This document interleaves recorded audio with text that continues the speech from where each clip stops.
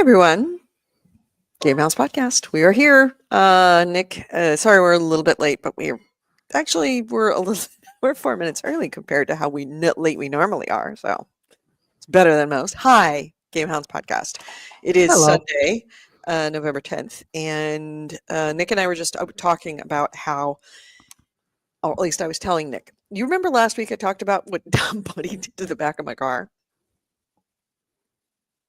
Oh, yeah, you're asking me. Yes. Yes. So, yeah, and if you were not privy to that conversation,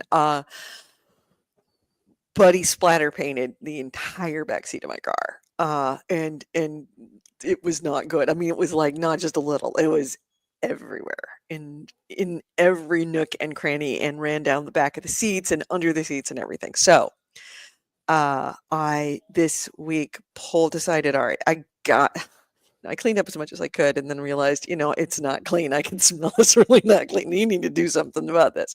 So pulled out the back seat of my car. I'm like, all right, so pull out my my toolkit and everything, and then I watch a YouTube video.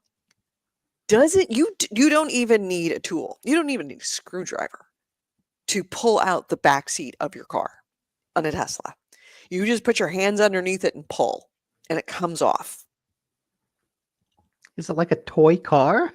It is. It's like it's got styrofoam, and the styrofoam just fits, just wedges in, and you just get underneath it and you just pull, and it pops right out. So wait, the seats aren't like locked into the car? They're just sitting on a bed of styrofoam? They're sitting on, I mean, they're wedged. I mean, it's like a styrofoam, wedge, right? Like that. Okay. And it's stuck. I mean, if you try to pull it, it doesn't come up. You have to really like pull it hard and it comes out. Yeah. And then it's just got to disconnect a wire that goes to But the wait. heaters before you pull it out. And yeah, just pull it right out. But wait. Is the front seats like that too?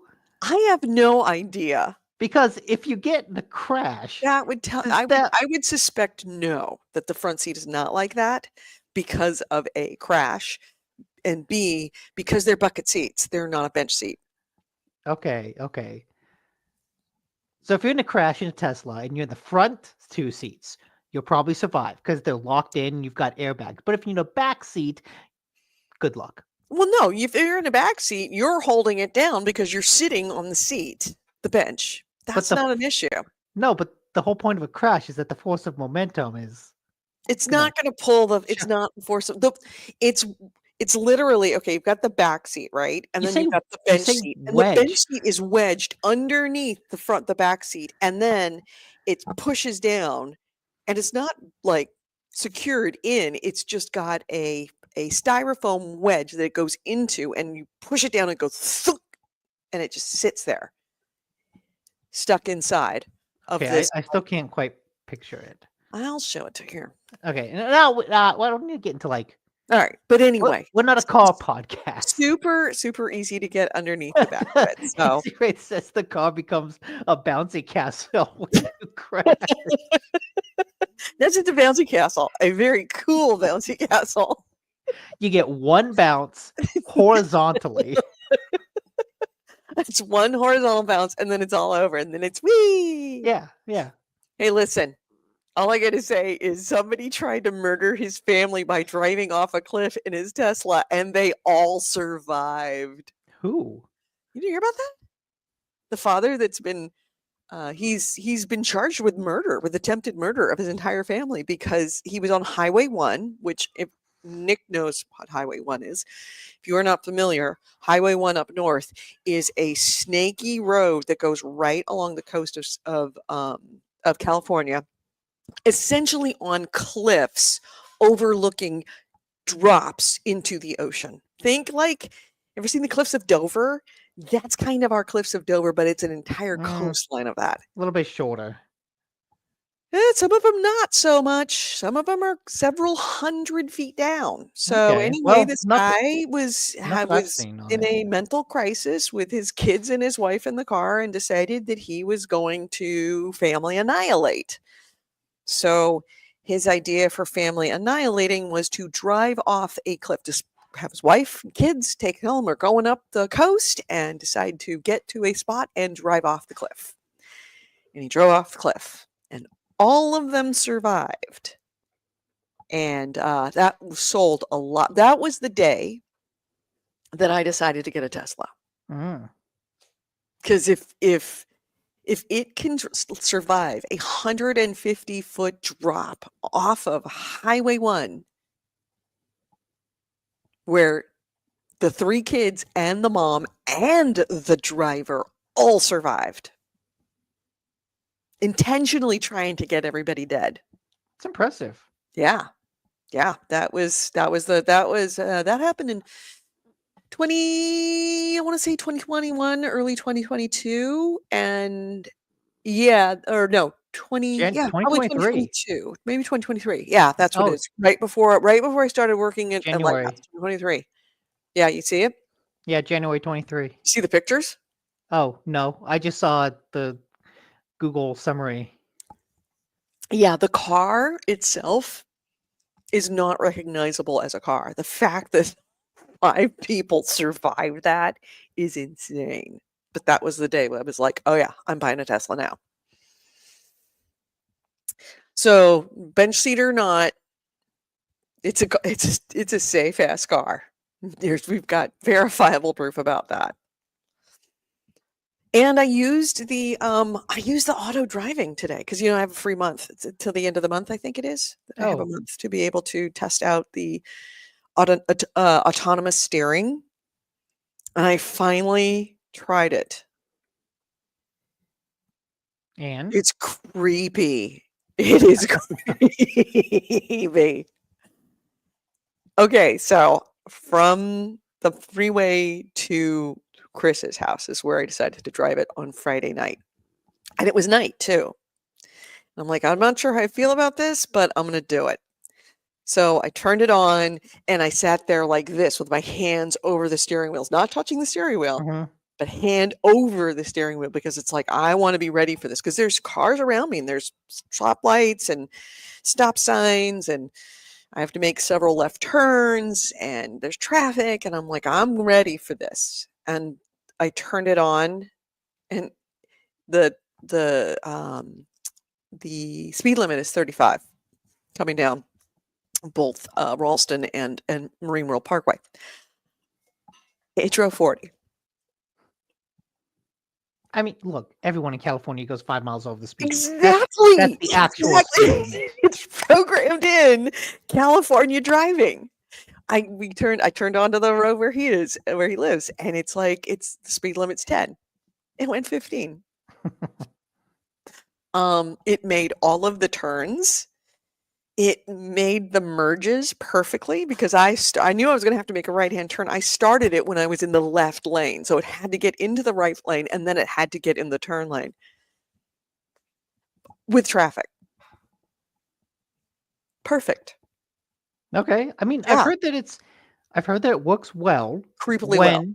when like all the road conditions are good. Mhm. Like, I wouldn't do it in the rain or anything like that. yeah, if there's rain, if there's construction, if there's no lane markers on the road. Mhm. That being said, when I went to last week, you mentioned that now, I remember something. Went to go see Honora last week after the show. And as we were driving off, there was this Tesla. We're trying to get out of the parking lot. There was Tesla, like it would go forward and then it would stop and kind of reverse. It'd go forward and then like try to turn. It was like in this really weird parking Is it lot. trying to Like you do get like to a we 300 point couldn't figure, turn? like, is this person having a hard time driving? What's going on? But like you could tell was like somebody very confused about how to get out of this parking lot. And it's like going forward and pulling back. I'm like, is this person drunk? And I'm like, Chris, we need to be past that person now because this person might put on who knows, could throw it into reverse and back into you need to get around this person. So finally, there was a little bit of a room where he moved over to the left and he started moving over to the right and Chris just pulled out and went around him. Nobody in the driver's seat. Somebody had called the Tesla to come pick them up. And the Tesla was not doing well because it was a older parking lot without good clear line markers. Hmm. And it was not a square parking lot. It was like this kind of weird oblong area where you kind of had to see, like you could see where you needed to go, but it was not, it was more like, I want to say kidney shaped pool instead of a square pool. That kind of idea of it was an odd shape. It wasn't just square. And not having, because it was an old parking lot, not having good line markers. Yeah, just the Tesla was having none of it and was Mm. just essentially paralyzed in the middle of the area. And like people were trying to get around it and it was moving erratically. And I'm like, ooh, that is not a good advertisement for their autonomy. But with good roads in good conditions, even at night, works really In, well. in perfect condition, thing works Under perfectly. perfect situation, yeah. Headline at 11. Yeah. Also, in other interesting life news, I may be moving. I think I have, after months of watching very carefully, found the perfect place. Okay. It is about 200 feet from the front door of my work. It is a relatively inexpensive, very nice one bedroom in my favorite block in the city, Okay. across the street from my work. That's pretty nice. Yeah, Your that your cuts down commute my commute. from having to take a ferry to having to cross the bay to cross the street. Right. It's essentially, yeah, across the street. I will be able to see the front door of my work from the window of my house. Now, I haven't seen it yet. I'm going to tour it on Tuesday. Okay. But yeah, it's kind of perfect. Top floor, exposed brick, granite Does countertops, it one have a AC bedroom. Wraith? Does it have a redacted? It does not have Well, that's perfect. No worries about redacted doing redacted on redacted. yeah, and insanely inexpensive. I mean, it's inexpensive enough that I don't have to worry about It inexpensive renting in out my quotes house for the without city. and still being able to afford it. Okay, that's good. That's good. Yeah, it's like $2,600 a month for one bedroom Okay, in the city. that's impressive for the city. Exactly. There is a Safeway How many rats live 4 there? blocks away. Huh? How many rats live there? How big are they? No, it's a really nice place, and it's got a parking garage, Okay. so not street parking. What else? It's a couple blocks from Safeway. It's if I need to get, there's part of me that's like, but being in the city, there's no like, place to relax. There's 2 parks. One of them, the Jackson Square Park, which is gorgeous, like, is 2 blocks away, and then there is the old growth redwood forest at the base of the Transamerica building that is another 2 blocks away. So it's right there. It is 1 block from North Beach, which has the greatest Italian food ever, and it is 2 blocks from Chinatown. So if I can't afford to eat pasta, I can go the other direction and get some cheap Chinese food. Okay. Or cheap chicken karaage.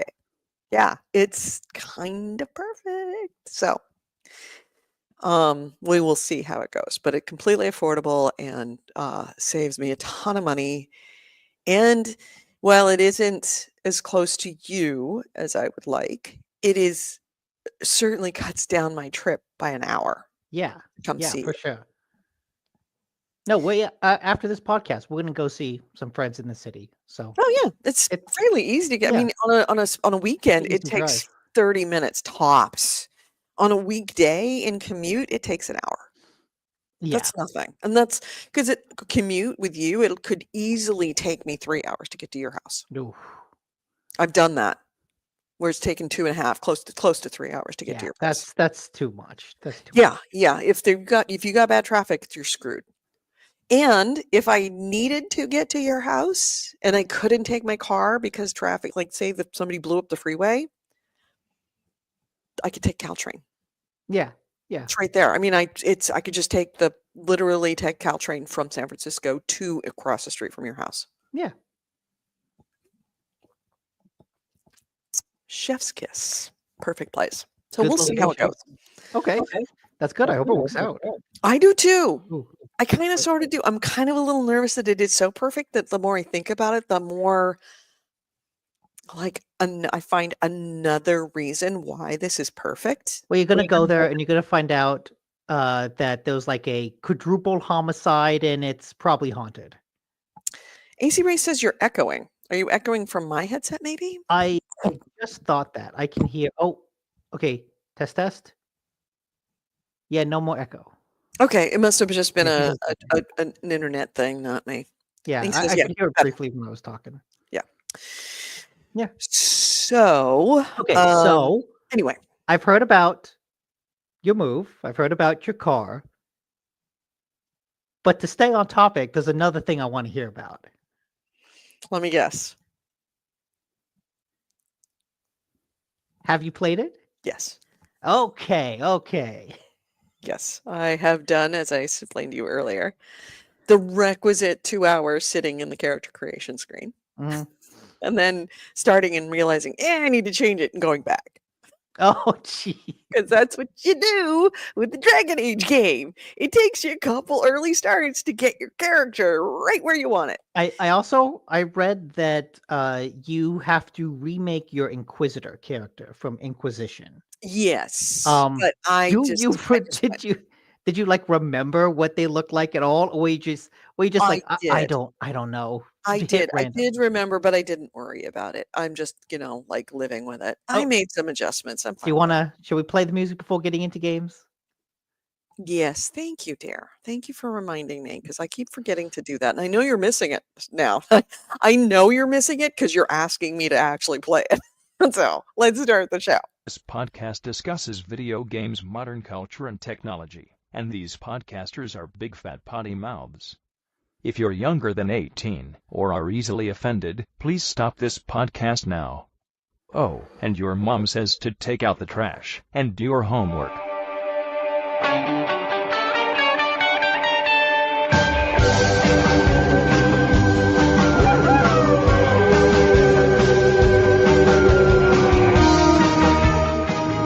Hello and welcome to GameHounds. GameHounds episode 735. We're recording this on Sunday, November 10th, 2024. I'm Edie Sellers. With me is Nikki Nicola, and we're talking Veilguard. Okay, so yes, I did start Veilguard. I did start to play it. I did not worry about whether it was my actual, The Inquisitor character. Okay. Yeah.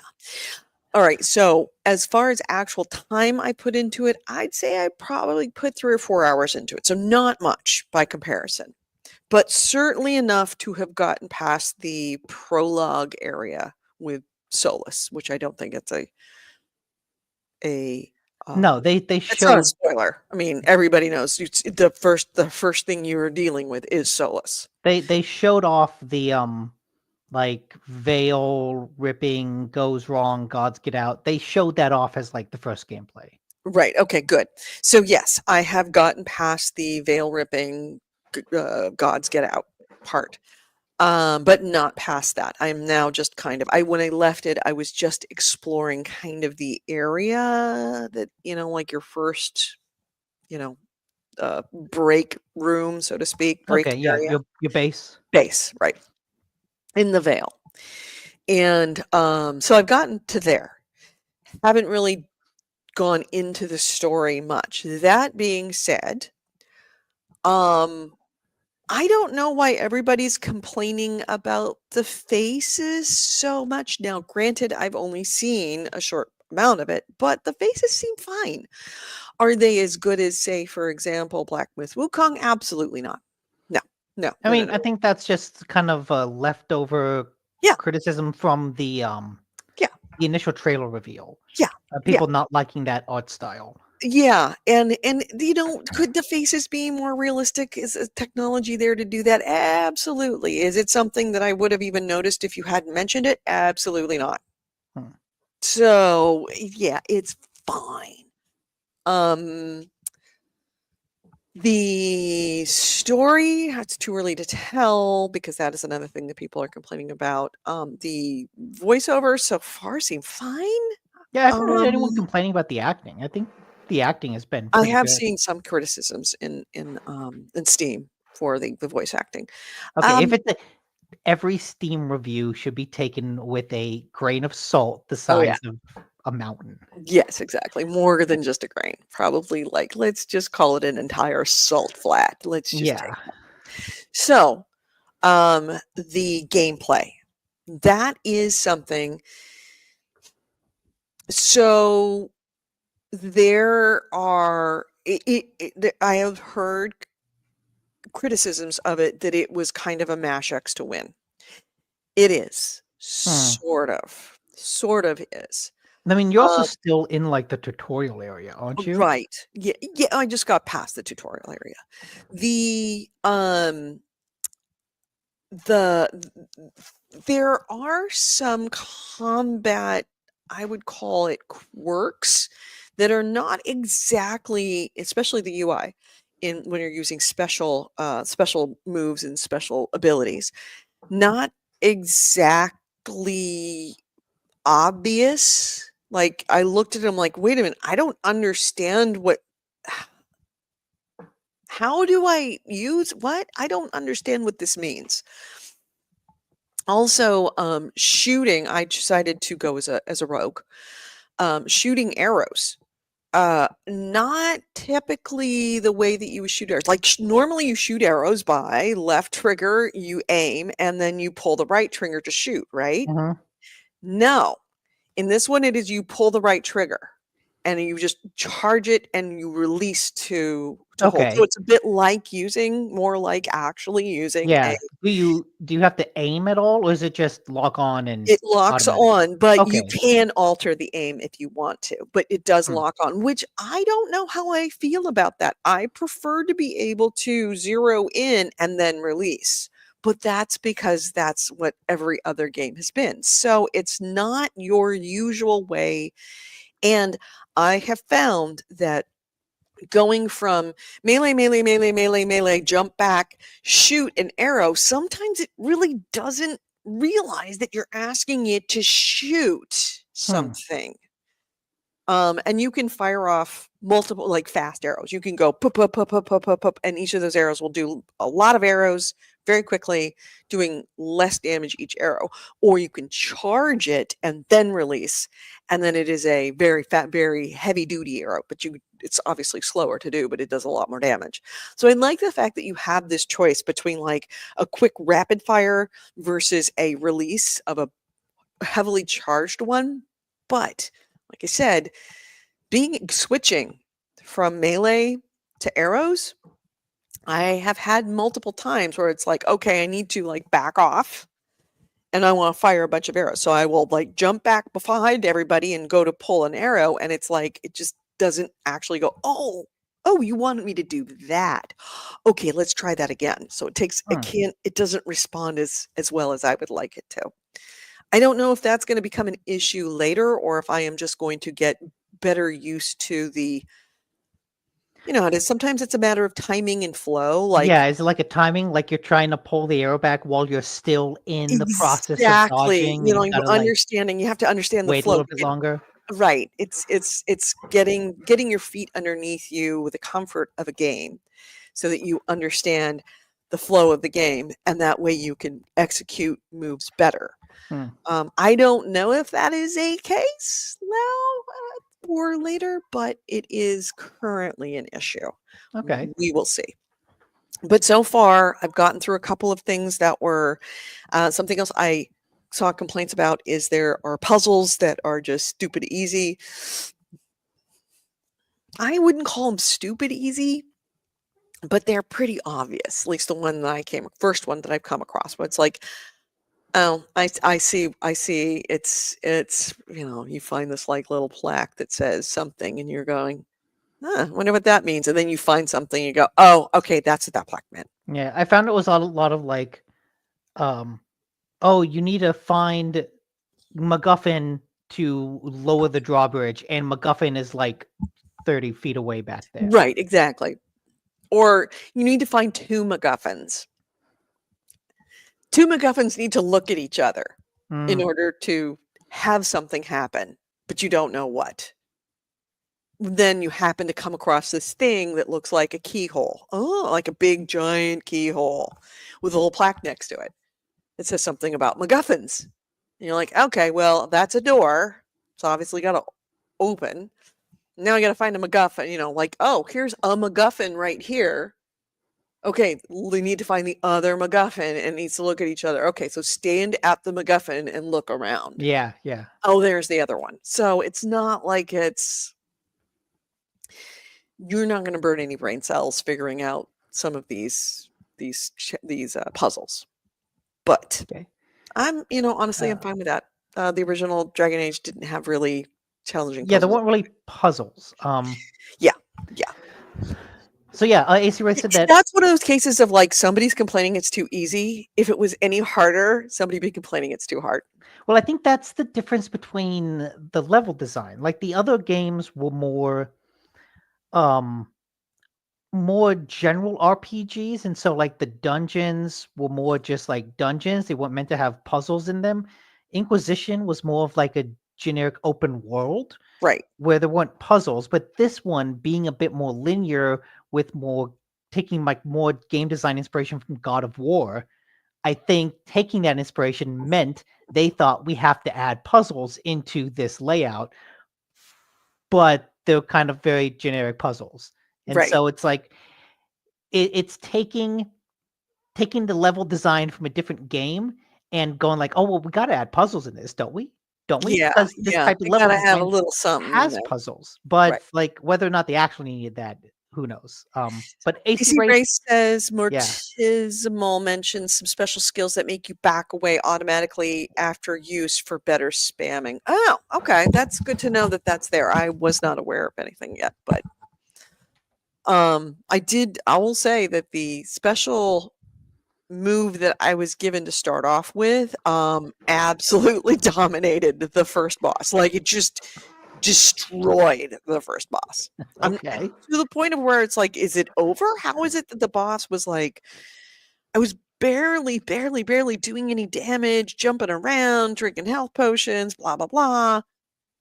And then then you all of execute a a sudden, special move, and it's like, yeah, I oh, do it's that one special hit. move, and it's like, okay, now there's, the scene. You didn't even see the thing die. It just went to black and next to scene. It's like, oh, I don't know if that was a bug or if if it just destroyed it. Fun fact.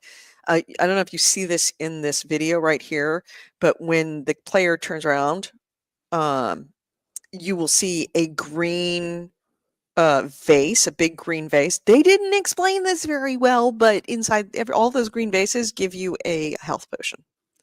See that green vase Okay, in the distance? Yeah. Shoot those green vases if you need health potions. okay. I mean, that's just destructible thing Yeah, in the just environment. Gets you health. destructibility as absolutely. It is. I'm very much looking forward to now watching this gameplay. I'm kind of wishing I had done a caster. Like he's gonna go get the. I do know that There they you go. There's the health potion he just got. they released statistics of like what players chose, and it's like 40% did mage, 40% did Warrior. rogue, maybe a warrior. Yeah, we It, wa- tried it it was warrior, rogue, or mage. it was like 40-40-20. Yeah, But yeah, a I lot of think it people was were probably mages. mage, warrior, and rogue being the third, and I picked the rogue because I played a mage at the beginning, and then I played a rogue when I played Origins, and I enjoyed the rogue more and have played rogue since. I mean, I've heard people say that you can get some really cool abilities for rogue that just let you like jump behind someone, backstab them, do tons of damage, jump away, and you Mhm. just like go pew, pew, pew, pew, pew, pew, pew. Yeah, that's what I'm looking forward to doing. So anyway, that is so far. As soon as I started playing it, it's all of a sudden my heart started to sing because I realized that yes, I am playing a Dragon Age game. Like you start making decisions, and then it says, you know, A person approves, B person disapproves, and you realize that your standing is going up and down based on the way you answer things or what you've done. So it's That- kind of cool. It's just Yeah. it's nice. It It's a warm, fuzzy blanket. was a warm fuzzy blanket for me to play, to say Good. the least. So far so good. I will probably end up doing more. I'm wondering if I may end up purchasing it for PC as well as for, because I Hmm. did buy it for PS5, but I'm realizing I might want to get it for PC as well. The reason being is that it's just easier it's more portable to play it on PC, to move around. Okay. And the PlayStation, I mean, I looked at the PlayStation when I came over here this weekend. I looked at it and was like, do I want to take it with me? I really Look, hate taking it with just get a second PlayStation. No, no, no, no, no, no, no, no, no, no, no, no. But Oh, Christmas is coming up, and there's no reason I can't get a bowling ball with Homer written on it. true, true. Also, the game is Steam Deck verified. I'm not interested in playing it. I'm really not interested in playing it on a Steam Deck. Really not interested in playing it on Steam. Okay, okay. This is very much a sit back on your couch with a glass of wine. You are playing. It'd be like saying, "Oh, that movie that you really want to see, that Star Wars movie you really want to see, you can watch it on your phone." It's like, no, I could. Absolutely. Do I want to? Absolutely not. If I Yeah, have a that's fair. choice, I want to see it in the theater. It's he doesn't get second consoles that are allowed outside of their box. No, no, no, no, no, no. It's like if I take it out of, look, I bought a Steam Deck. I don't even know where it is right now. This is why you don't move things from my house. It goes to my house, it stays in its spot, and it's always there. That's the only way to ensure it doesn't get lost. Once If you you start moving shit around, then it's like, well, where was the last place you saw it? I don't know. you can't move the PlayStation 5 because if you move it, it will disappear. You won't actually successfully move it to a different location. It'll disappear somewhere en Well, I route. don't want to move it to a different location. Don't want to move it here because I don't know any one place where I go, okay, that's where I want to play it. Hmm. So it'd be moving around. Every time you pick it up, you take a chance of dropping it. I like to put something right where it goes and it's never going to move. That's number one. Like if there was a place where it's like, okay, I'll just put it on this TV. I don't necessarily know I want I mean, there's any place here that I want to. I mean, there's a million TVs in he this was fucking he was place. referring What? to your scalping. My scalping? Didn't you buy like 2 Xboxes when they came out? Oh, well, I That's right. Didn't you mistakenly say? bought 2 Xboxes. Yes, not intentional. It just ended up that way. Ah, okay. Yeah, the I PS5 got is not a both. That I was PS5 was not a very portable console. PS5, it's very much the Xbox Series X is more portable. Yeah, it's just a big. It's just a It's just a box. big square. Right. But the PlayStation 5, it is a very, very large console and it is very oddly shaped. And the only way, because I am so protective over my gear, that would consider doing it is to go get myself a Pelican case and put it in the Oh, Pelican it's case.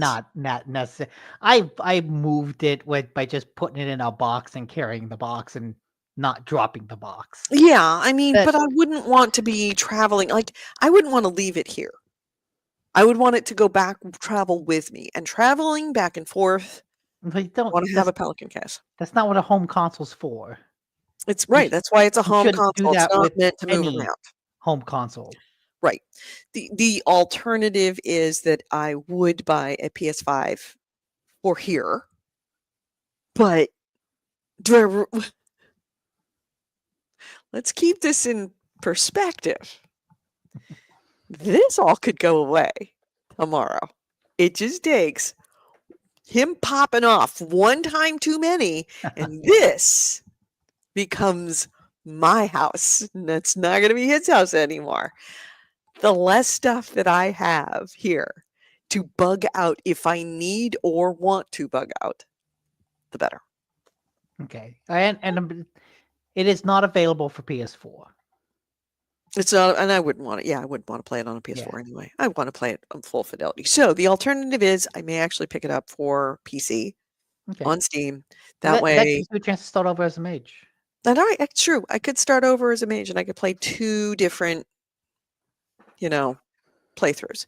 But I really do like that rogue so far. Okay, keep with that then. I really wish that I could. Here's what I wish. And this is just me because I'm probably the only person in the world that bought it for the PS5 and then is going to turn around and play it for the PS4 or buy it for the PC. I wish that I could do an export a character screen or a character build so that I could think just you load that character can. in build into from PS5 to PC. I don't know if there's like a specific thing you can do, but you can definitely like measure all the inputs that you make. Right, you'd have to go through and measure the inputs. And I really Yeah. wish that you could like maybe export a printable sheet that showed you all of those, but to actually go through every single one and write down what the numbers are and then go into every single slider and put in those numbers. So I really hate that because that means if I do this again, I have to go through the the character building screen, and that always takes me at least an hour, if not 2. So anyway, Vanguard, so far so good. No complaints. Did you have to make like an EA account or a BioWare account? It wants you, yes, you have to make an EA. You don't have to make an EA account, but it wants you to make an EA account Okay. if Well, you don't just already have one. Reddit says that if you create a new game, it gives you the option to import a rook. And I don't know if that's just like looking at your saved games and letting you import a rook, or if it's like an EA account level thing It's a that good might question. actually cross over platforms. That would be kind of cool if that was the case. And I will look for that. Thank you for that suggestion. Speaking of portable consoles, Nintendo has a big Yes, announcement. we have news about that. We'll talk about that later. Okay. All right. We will talk about that. All right. So what have you been playing? I've been playing my same things. Unicorn Overlord, Metaphor. Yeah, I saw you on Metaphor the other night on PS5. Yeah, a lot of Metaphor. I'm really surprised at how little flack that game is getting for what feels like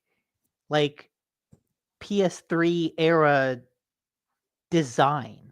Huh. And part of me is like, maybe I've just been missing that Atlas. This is what Atlas has been doing, or this is what the Persona developer has been It's been doing doing. Oh, all absolutely. along. All along. And Absolutely. it's just their shtick, but Yes. it feels like a shtick from like RPGs when I grew up, from Yes. classic Their JRPGs. shtick has not changed since the PS3 days because that's when I played my first Persona on the PS3. And so And it specifically, has not changed at all. The only thing that has changed is the graphics. All other aspects of it exactly the same. and so specifically, what I'm talking about is last night I was doing a mission where I had to like infiltrate a castle. hmm And so I'm running around this castle, running around like the kind of dungeons underneath the castle. And it was a fun place to explore because the level was like really windy. There's a bunch of staircases that would go up, then go immediately down. Then I turn a corner, go down, and then go up. And so like the levels become these kind of mini labyrinths that you explore. And like you actually have I enjoy exploring these spaces because they're always laid out so weird. But as I'm walking around, I'm thinking, this level has absolutely no basis in reality. There's nothing logical about the way this place is laid out and structured. It doesn't conform to the structure of a castle. And I kept thinking about things like Dragon Age, things like a Witcher, or like Elden Ring, and all these places that all these open worlds that really care so much about the vermicelitude of the world, the hmm reality of the locations. That like, hmm okay, we're going to infiltrate a castle, so that means we need to build a castle We're going to build it out like very realistically. Like, it's so much thought and effort gets put into like making this feel like a real place, and all these Mhm. other games do. Like everything has to be thought out. Why is this door here? Why is this room here? What are these for? All these AAA games are putting so much effort into making these very realistic places. And then I play Metaphor and they're like, yeah, no, fuck it. We're gonna make you go up and down and left and right. We're gonna make it a maze because it's fun to Yeah, explore. why not? Yeah. And I'm playing this like it's so weird to play a game that harkens back to an era of video games that weren't so concerned with verisimilitude, that weren't Mhm. so concerned with faking a sense of reality, that were allowed to just be a kind of gamey, that were allowed to just have a place that was kind of fun to explore in a video game, and you had to what's the specific term? Like not shut off your brain. It is called not cognitive. Like meet the game where it is, and Right. suspension of disbelief, Suspension of disbelief. Right. That's it. and just accept that, like, okay, yeah, this location I'm running around, it's not a realistic portrayal of a basement castle, but that's okay. It Mhm. doesn't need to be. This location this forest that I'm running around has like all these rocks that funnel me into an area. It's not meant to be like a super realistic portrayal of a forest. It's just a cool dungeon space to run around in. And it's things like that that just kind of make me go like, "Oh my god, like why does this game get away with it? Why did Because this game it's not get?" Because I look at something like Dragon Age. If Dragon Age did something like this, and in fact, it kind of did Mhm. with what people are calling linear levels that go down and circle around with a couple puzzles. Like Dragon That's not my Age dogs, is it? did that. It made a level that was meant to be a little gamey, and people are complaining about it. Yeah. And I'm like, why? Why does this game get away with it? And other games seem to not. Because it is what it is. It is a persona game because Atlas has been doing exactly this for decades. And that's when you say meeting it where it is, you are meeting this game where it is. There, every developer, not every developer, most developers have their own feel. And it just happens to be that Atlas games have this very specific feel. And we forgive it because this is how it's always been for Atlas games. But If like, another developer did this, maybe we would have a hard time with it. Maybe we'd have a problem with it. But this game in general, Atlas games make up for this in all other ways. but The here's the thing, combat, the I'm not saying story. it's bad. Yeah, I'm not saying these locations are bad. no, they're Like not. like I said, they're fun to explore. I'm kind of blown away by how much, I guess, the perception matters, or maybe it's just the fact that Dragon Age was always going to get a lot of bad faith criticism leveled against it, Hmm. and that bad faith criticism is just manifesting in we're going to criticize the level design because it's different, without actually saying like, oh yeah, this level design is bad in any way, or like there's no real basis for that criticism. But I don't know, it's just it struck me as like uh things people complain about for one game, and then another game does it and no one seems to mind. Right. And it's just kind of puts into very stark focus how some of the expectations put upon games can be really, really unfair. Right. Well, it's And in general, people want to complain yeah, well, because about a also, game, and they would rather complain about something that is minor. Case in point, I'm looking at all of the reviews of Veilguard. And so many people are like, "Oh my god, this and there was this problem and this problem and this problem." And I open it up and it's like, if you hadn't mentioned that there might be a problem, I wouldn't have even noticed. And it's not even a problem. mm, I wouldn't have even been like be bothered by it. It wouldn't have even registered with me. Now it does register with me, and I'm looking at it and I can go, yeah, I could see it, but how did you notice? Because this is not a problem. You're just looking for things to complain about at this point. Yeah. You're looking to be disappointed. And that is the case. People will always register their dissatisfaction long before they register their satisfaction. Yeah. Unless everybody's talking about how satisfied they are, and then everybody goes, "Oh my god, they're the greatest, aren't they?" And so like the other thing that I noticed that like made this stand out to me is all the cutscenes. Mhm. Because all the cutscenes, when you look at this, when you start watching the cutscenes, you start watching closely, no in-game cutscene seems to have a moving camera. There is no panning of the camera.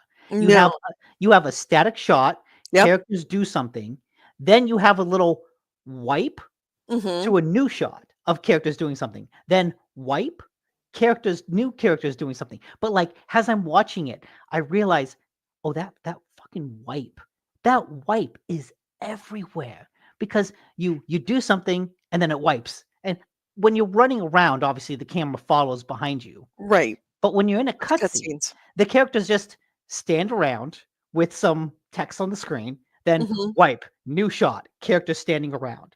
Wipe, new shot, character standing around. And I'm watching this going like, "Oh my god, this was fucking made in the 90s. I played this game. This is a 90s JRPG." And like the art style is really great. And the art style clearly has a lot of processing power above it.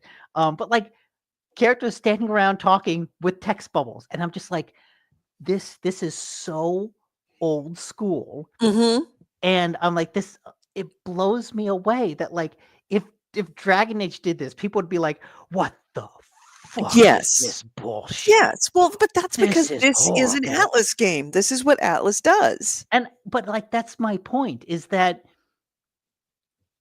it's so wild to me that and part of it I think might be the people that play Metaphor are not the people that will play Dragon Age. Or rather, the people Mm, that will play Metaphor are a much smaller group than the people that will play Dragon Age. the people that Dragon play Age that is right. meant to be more mainstream. But you're comparing apples and oranges. That's what it's But I'm what's not. coming But down I'm to. not. You are. I'm comparing like a Granny Smith apple to a Honeycrisp apple. They're Yes. both apples, but they're Yes. very different apples. And I'm just like, they're both fucking apples, but you're treating them like apples and oranges. But they're not. They're both They're- apples.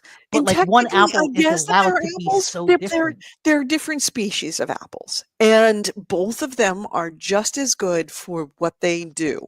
And you can like neither. You can like both. You can like one or the other. You can prefer one or the other and be fine.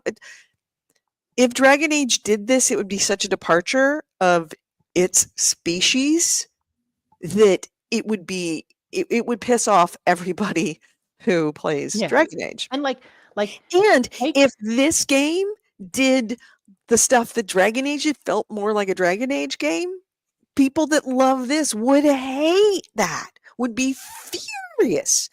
Atlas Games, and I'm just going to call this a Persona game. This is a Persona game for all intents and purposes, and I'm going to not even call it a JRPG. I am going to call it a Persona no, game. call it a JRPG because as someone who grew up playing JRPGs, this is like has classic a JRPG as you can get without playing a straight up remake. Right. True. Exactly. But Persona games, I would say, have their own different, unique feel. And this is a Persona game. And it doesn't pretend to be anything else. Atlas does one thing, it does it very well, and it doesn't alter from that. And that's fine. Give us great stories, give us good combat, make it really, really long, make the artwork gorgeous and the feel. And I mean, it's not just JRPG, it's also like the feel of it. Persona feels like a Persona game. It's different than any other JRPG. You put a Persona game up True. on the screen, you will know it is Persona.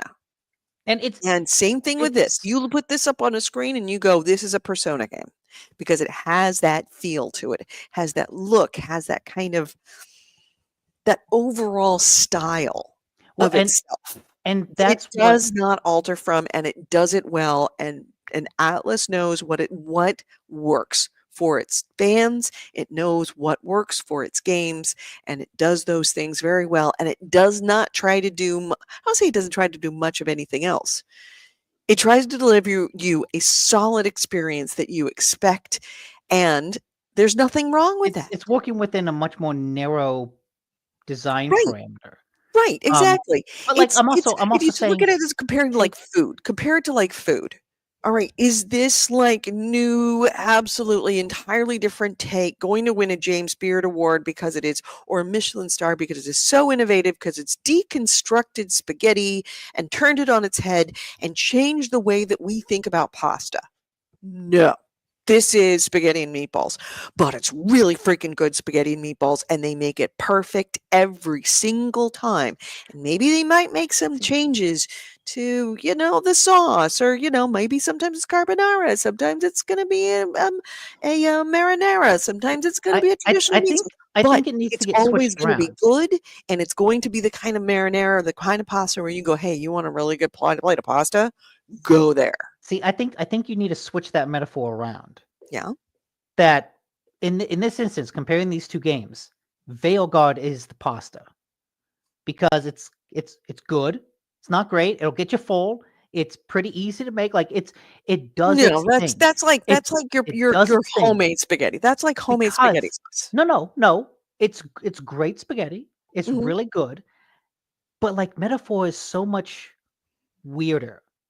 It's not spaghetti. It is deconstructed spaghetti. Okay, alright, fine. Because it is such a very different type of game. But there's a reliability This to it. old school JRPG. It may be unique and just deconstructed, but it is going to be good every single time, because they don't need to change the pasta.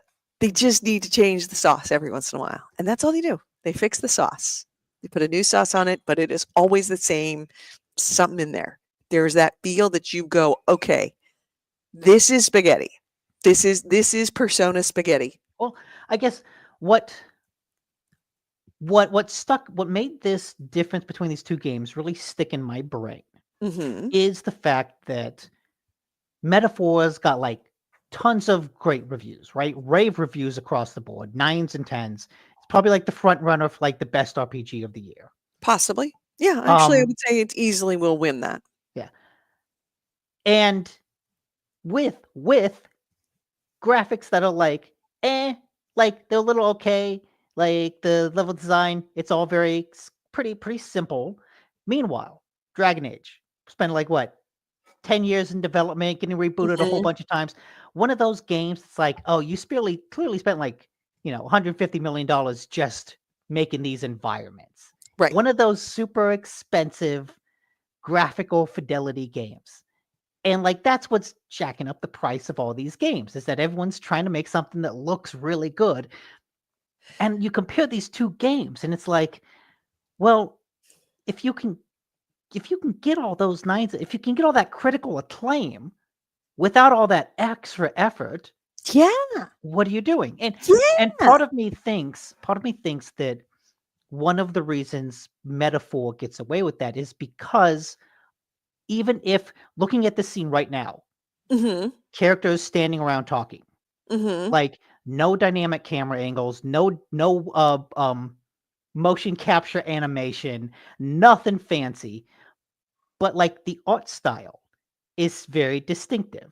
The art Mhm. style on those character profiles are very distinctive. It's focused in a way that it feels like some of these other games aren't. These other games are kind of more broad, but in going more broad, they kind of they put all this effort into looking realistic because oh shit, that's kind of all we have to offer. We don't want to risk turning off any potential audience with a bold art style. And so we're just going to make everything look generically realistic.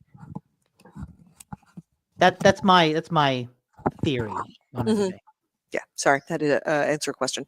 Yeah, and Keep in mind, though, and AC Wraith does make a very good point here. He says that Dragon Age strikes me as more of a CRPG, while Atlas makes JRPGs. I would say I don't even think it's Atlas, a CRPG anymore. It's an action RPG. yeah, but d- Atlas makes more than JRPGs. Atlas makes Persona games, and that is a subset of the JRPG. That you can see those a mile away. Persona games made by Atlas, I'm going to absolutely call that a genre of game. Here's the thing. How many times you're talking about, like, millions and hundreds of millions of dollars spent creating Dragon Age, rebooting Dragon Age, redesigning Dragon Age, making changes to it.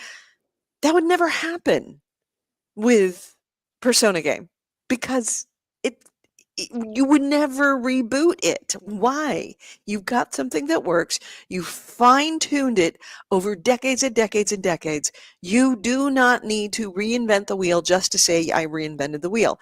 And in many ways, this is a case with just about everything with technology. You bring someone in who wants to do something different, who wants to make a name for, I'll you say himself, because generally speaking, this is a guy thing. But somebody new comes in and they want to make their stamp on it. And so they change stuff for the sake of change, just to say, oh, this is our idea of change. I've got this really cool idea, because if they make a change and it works, then they're the hero. And it never occurs to them that maybe that thing shouldn't have ever been changed. And that, I think, is what Dragon Age has suffered from, is that when they lost a lot Change, of change, their change, original change. people, new people came in and they're like, I've got an idea. Let's change this. It's like, no, how about this? Nobody has any ideas. You made a good game. Let's stop with the ideas and just make another one, okay?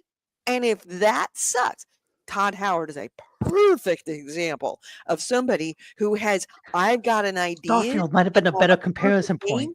until he screwed up the game, and he refuses to believe that he has screwed up the game because he had so many good ideas. I guess it's And interesting. changed. Starfield might be a better comparison point because so much of that game is classic Bethesda design, which is, classic Oblivion design, which is classic Morrowind, which is classic. It just goes Right, back. You play right. Morrowind, you've played every Bethesda game going forward, pretty much. It's just that they Exactly. all get a little bit more streamlined. Right, exactly. And all the way up to the penultimate of I've got an idea and fixing it, and that was Skyrim. Skyrim was Yeah. the perfect game. And then every idea Well, after that, he refuses to accept that he can't make Skyrim better. The thing is, you can't make Skyrim better. All you needed to I do yeah, I was disagree. I make think you can. another freaking Skyrim, and you would have been fine. There's But actually, somebody needed to have an idea to be able to I think be told that he's once again a genius. it was Rasputin on YouTube has an interesting video at some point where he's like, "Why Skyrim?" And he goes into like, "Why is Skyrim?" Because when you look at it, the combat kind of sucks. It does. A lot of things about the game There's a kind of suck. lot about it that's There's kind of also a lot sucks. that's like, "Oh, this is kind of very like half-assed implementation of something." And so he's asking like, "Why Why do we love it so Skyrim? much? Why is this the game that took off?" And a lot of it was like kind of time and place, but I think his ultimate thing was like it was the ability to just wander. Mhm. And that was kind of what made everything else, like everything else was there, but everything else just contributed to kind of helping you wander. Skyrim was the perfect Murder Hobo marriage. Simulator. Um, it Uh, was the yeah. perfect marriage between Elder Scrolls, right? Which we loved. I loved that whole world, and Fallout, where you could just wander in this world that felt like it was living. and that it was that you were placed in the world, not the world's placed around you. And that was the perfect game as far as that whole genre was concerned. And then Todd Howard was like, I've got a great idea. Let's throw all of that away that we've been iterating on for I've been iterating on for literally decades. Let's take everything that we had because we've made the perfect game, throw it all away and start all over. And it's like, that works when you're Seinfeld and you want to throw away all your jokes and start over from the beginning. It does not work for video games. So It if doesn't. Skyrim Because was like we've got to the buy a ultimate, bunch of really crappy games for $70 and $80 a piece for you to get back to your next perfect game. First off, you're going to be 90 because it took that long to do it the first time. Second, you got to sell us a lot of crap before you get to that perfect game again.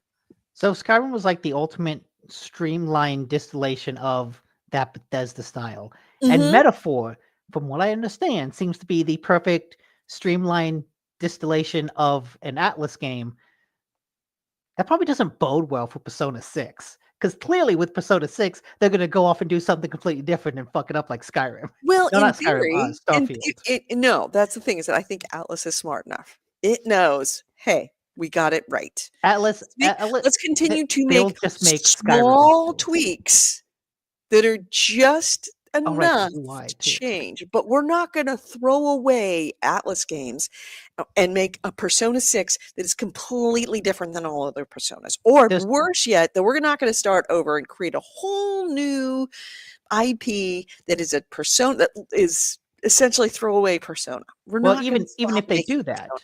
even if they do make a new IP that throws away everything, like what Metaphor is, They're still going to it's make a Persona game. it's going to have the time management, like AC Wraith says. The defining feature of Persona games is the time management mechanisms, and they'll iterate on that, but they won't throw it away.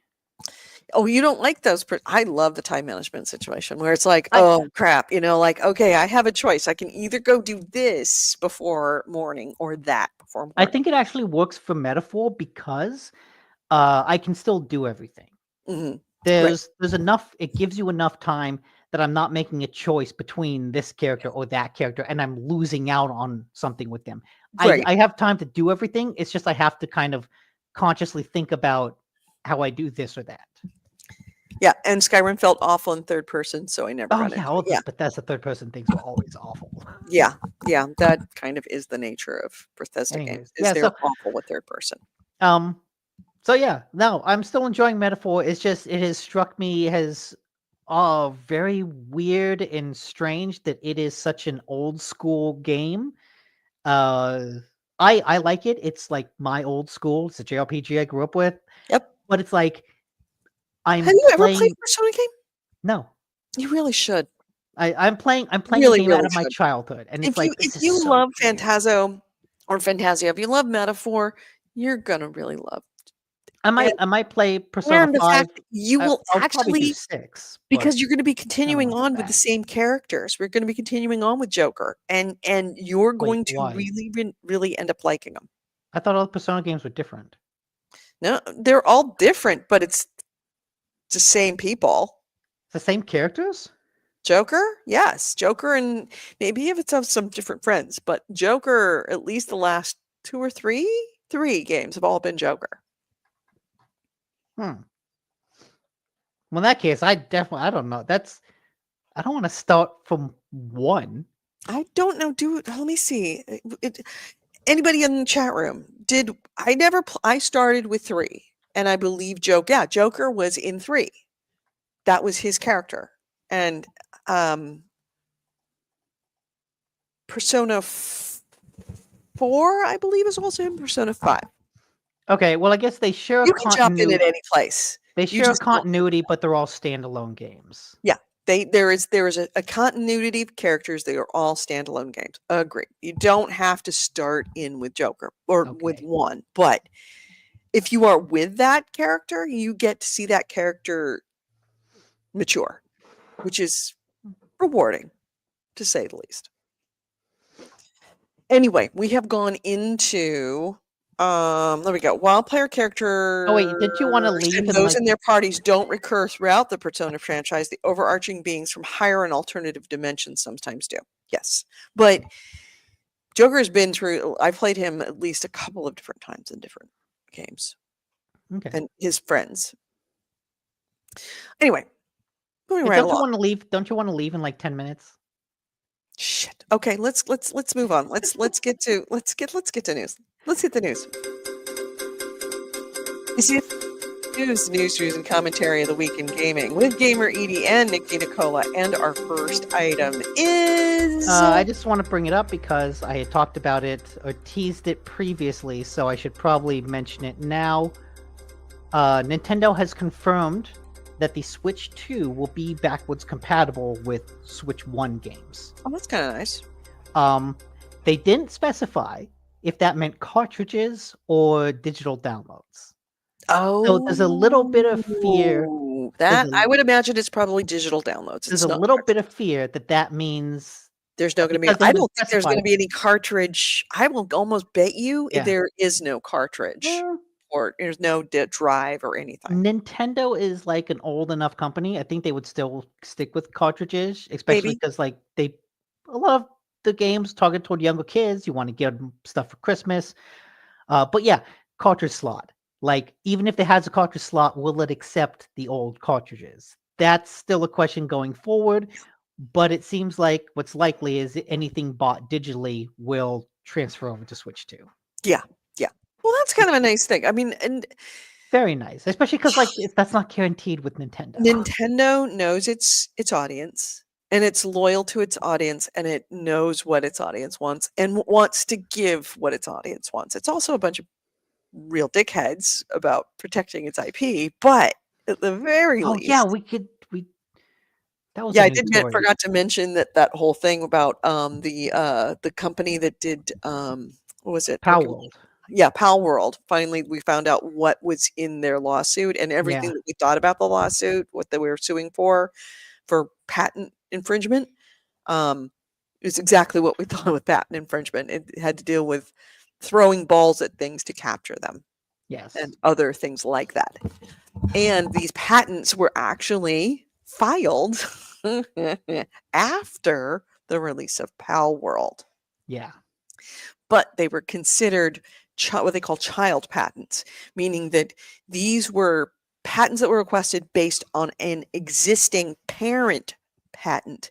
And so they acquire the date of the parent patent. So you say that, for example, the parent patent is for throwing a ball, and this isn't the case, but say parent patent is about capturing. That's a bad one. Parent patent would be about throwing an object at a enemy and capturing that enemy and later being able to ride that enemy. The child patent would be throwing a ball that is colored red or blue at an enemy.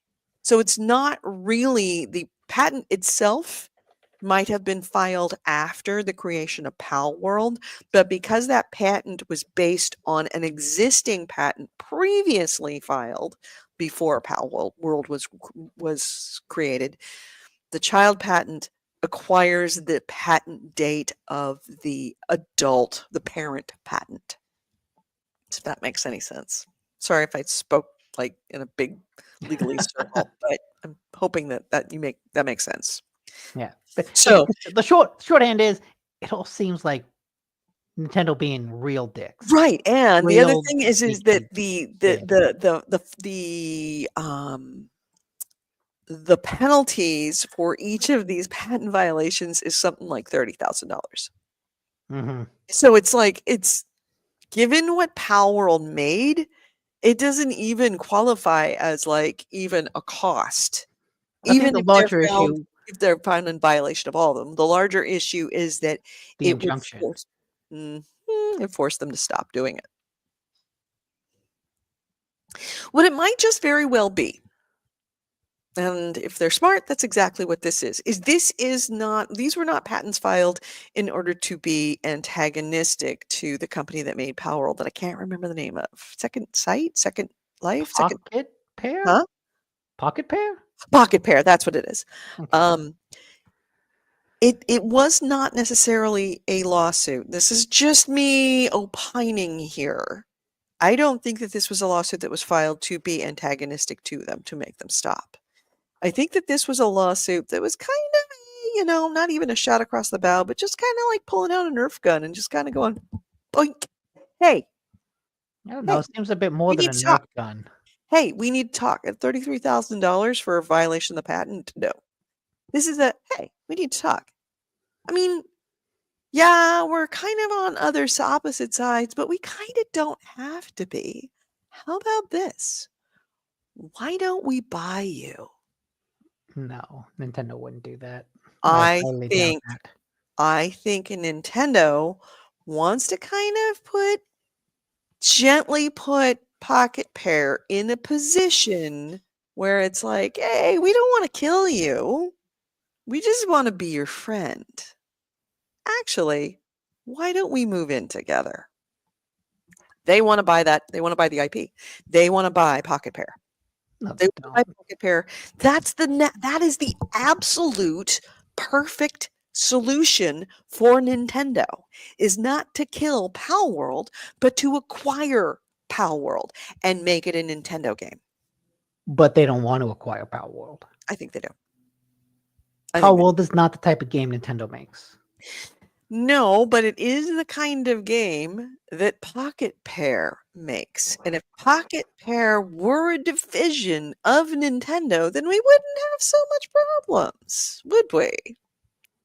You know, Call of Duty is not the kind of game that Bethesda would make. But they are owned by the same company. Could not disagree more. AC Wraith has it right. Nintendo's too stodgy. I don't know. I think Nintendo resists innovation, at least like changing genres and all that as much as but any you know possible what? company. Nintendo doesn't Pokemon. ignore money. And there's a Pokemon. lot of money in Pal World. There's a lot of money in Pal World. Yeah, you know what? There's a lot of money in Pokemon. There's a lot of money in Pokemon. And you know what Pokemon hasn't done? Change. Right. But that's the thing. They don't want to change Pokemon. Disney Company never wants to change Mickey Mouse. But that doesn't mean that it can't have other things. It can't own Pixar.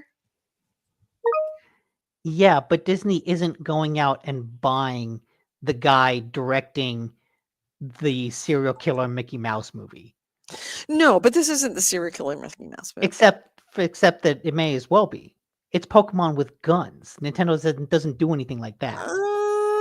No. That's not true. Nintendo does do things with guns. Very occasionally. Yeah. And even then, it's a little iffy. This Like, they Pocket don't do Pair could be the AK-47. guns division, the slightly better guns division, because this isn't like Call of Duty kind of guns. This is just guns. That Pocket Pair could conceivably be the guns game arm of Nintendo. No. Because Nintendo doesn't want to put its name on guns. But if it owns Pocket Pair, it can put Pocket Pair name on guns. Which would be Nintendo's name, because everything that Nintendo owns, every developer, doesn't get credited. It's just Nintendo. Nintendo's not going to buy a company and then not put Nintendo on those games. They're not going to buy a company. Anything? If they buy Pocket Pair will cease to exist, and it will just be Nintendo developer 8234. Will it? I don't know. We'll see. I mean, this is my suggestion that this might be what is in the works about these lawsuits. It's not about stopping Pal World. It's not about making money off of Pal World. It's not about suing Pal World. It's not about getting a judgment against Pal World, obviously, because its judgment is doesn't 10 seconds of Pal World's income would cover all multiple times over the fines for the patent infringements. It's about kind of saying, hey, maybe Yeah. we should get to know each other a little bit more, friend. Let's believe it. let's collab. Anyway, that's just me. So next item. All right, yeah, my next item is hey, Take-Two got slightly more specific about its release window for GTA. They have now officially said that it is on track for fall 2025. This is Strauss Zelnick said this through a shareholder report, shareholder meeting. Let's see. They also in the meeting said that Take-Two looks like it's going to hit the top end of what they expected to make this year. $147 billion in net bookings over this quarter, meaning I guess that'd be the third quarter of 2024. And the target remains to be $5.55 to $5.6 billion for the year overall. And the results, he said, were broadly driven by the continued success of the Grand Theft Auto and Borderlands franchises. Strauss said, quote, "We have one of the strongest portfolios of owned intellectual property in our industry," which is true. Many exciting new titles coming fiscal 2026, including Grand Theft Auto 6 in the fall, Borderlands 4, and Mafia: The Old Country. We expect to create long-term value for our shareholders. So we're looking at fall count. Let's see, the Grand Theft Auto 6 is listed for fall of calendar 2025. But unfortunately, it is listed as only for those dates for PS5 and Xbox Series X. Yeah, they haven't mentioned PC at all. They did not. The other titles that were listed, Civilization 6, Borderlands 4, Mafia: Old Country, and Judas are all down for PC release right around that same time. Judas. But didn't he say that they're not planning on releasing things around the same time as GTA 6 because they don't want to cannibalize sales? As well, their own sales? True. So, but that's what they're saying. Other titles such as Civilization 6, 7, Borderlands 4, Mafia: The Old Country, and Judas are all down for PC release alongside that of fall 2025. It may very well be that they're going to release all those earlier and then, like the coup de grace, showstopper of 2020 of Grand Theft Auto 6. But they're saying that, at least the experts are saying, for PC gamers, GTA 6 was probably looking at 2026 for a release of that, which makes sense. If you're releasing in the fall of 2025 for consoles, you're going to be releasing probably for PC in early 2026 to mid 2026. Yeah. So there you go. Something to look forward to. This time next year, we are going to be deep in GTA. Yeah, I'm curious to see what the end of next year will be, because I'm reminded of 2019 when I think Endgame was coming out, Avengers Endgame, and I think a lot of movie releases got delayed because they're like, we don't want to come out. We a don't week want to come out after that same week. Not even the same week. GTA We don't want to come out the week after. The last time they had GTA 5, it was the same situation where it's like they put down this time. But everybody in the industry wants to know when that game is dropping because they're moving their release windows around it. Yeah. I'm not gonna lie. As soon as I heard, because I have no idea, no clue, not even a roundabout idea of Perfect Dark. But as soon as I read that, I walked up to Chris and said, "Hey, I don't know when Perfect Dark is set to release, but GTA just said they're releasing fall of 2025. Just to let you know, you might not want to release about that time, anywhere near that time. You might want to release a year before or a year after, but not then." In fact, I would imagine that a lot of Smart money would move it 6 months, 6 to 8 months. I mean, not just a little bit, not a few weeks, That might like be a little too move it much. away, the fuck away from that. Yeah, AC Ray says, will it be a fun GTA or a story sim GTA? We don't have Saints Row for the fun stuff anymore. It's gonna be Story Sim GTA. Yeah. That's what For GTA reference, is. I had a GTA 4. It's GTA GTA is the 4, was that story one sim. with the Russians with Nico? Yeah, Yeah, Nico I Bellic. love that one. Wow, you hated it. So did I. Interesting. Look, Really? I loved GTA. it. No, I liked it too, but AC Rate did not, and I think that's because GTA 4. Well, not necessarily for GTA GTA 3, 4 GTA marked. Vice City were a little bit on the, like, fun, extreme, Yeah, I Miami, think just 4 over is the where top. it started to turn 4 got into gritty. more realistic depiction, which Yeah. is not to say you couldn't do like weird, wacky stuff, but Mhm. it had a very serious story, a story that took itself very seriously. Well, it was gritty. Way, way grittier than anything previous. Somewhat. And of course, then they had what was it, The Lost and the Damned or something like that? That DLC that Oh opened yeah. up with that full frontal where it was like, "Oh!" But that time, I'd never seen anything like that in a game. It was like, "Oh Well, my. Oh, all right, okay." also And this. it's not just a cameo of the business. It's Mhm. a full Monty. Also, We're having a I long scene of dangly bits while there's, like, exposition and dialogue going on. Nobody's gonna move that camera? Nope, we are not moving that camera. I also want to point out, just for like everyone's sake, because I think it's good to remember that Mhm. GTA 5 came out on PlayStation 3. Jesus, it did, didn't it? It has been remastered for 2 Wow. console generations. Wow. God, that is such a huge title. God, that is such a big title. I'm really looking forward to seeing the release of 6 just because it really, truly is unlike.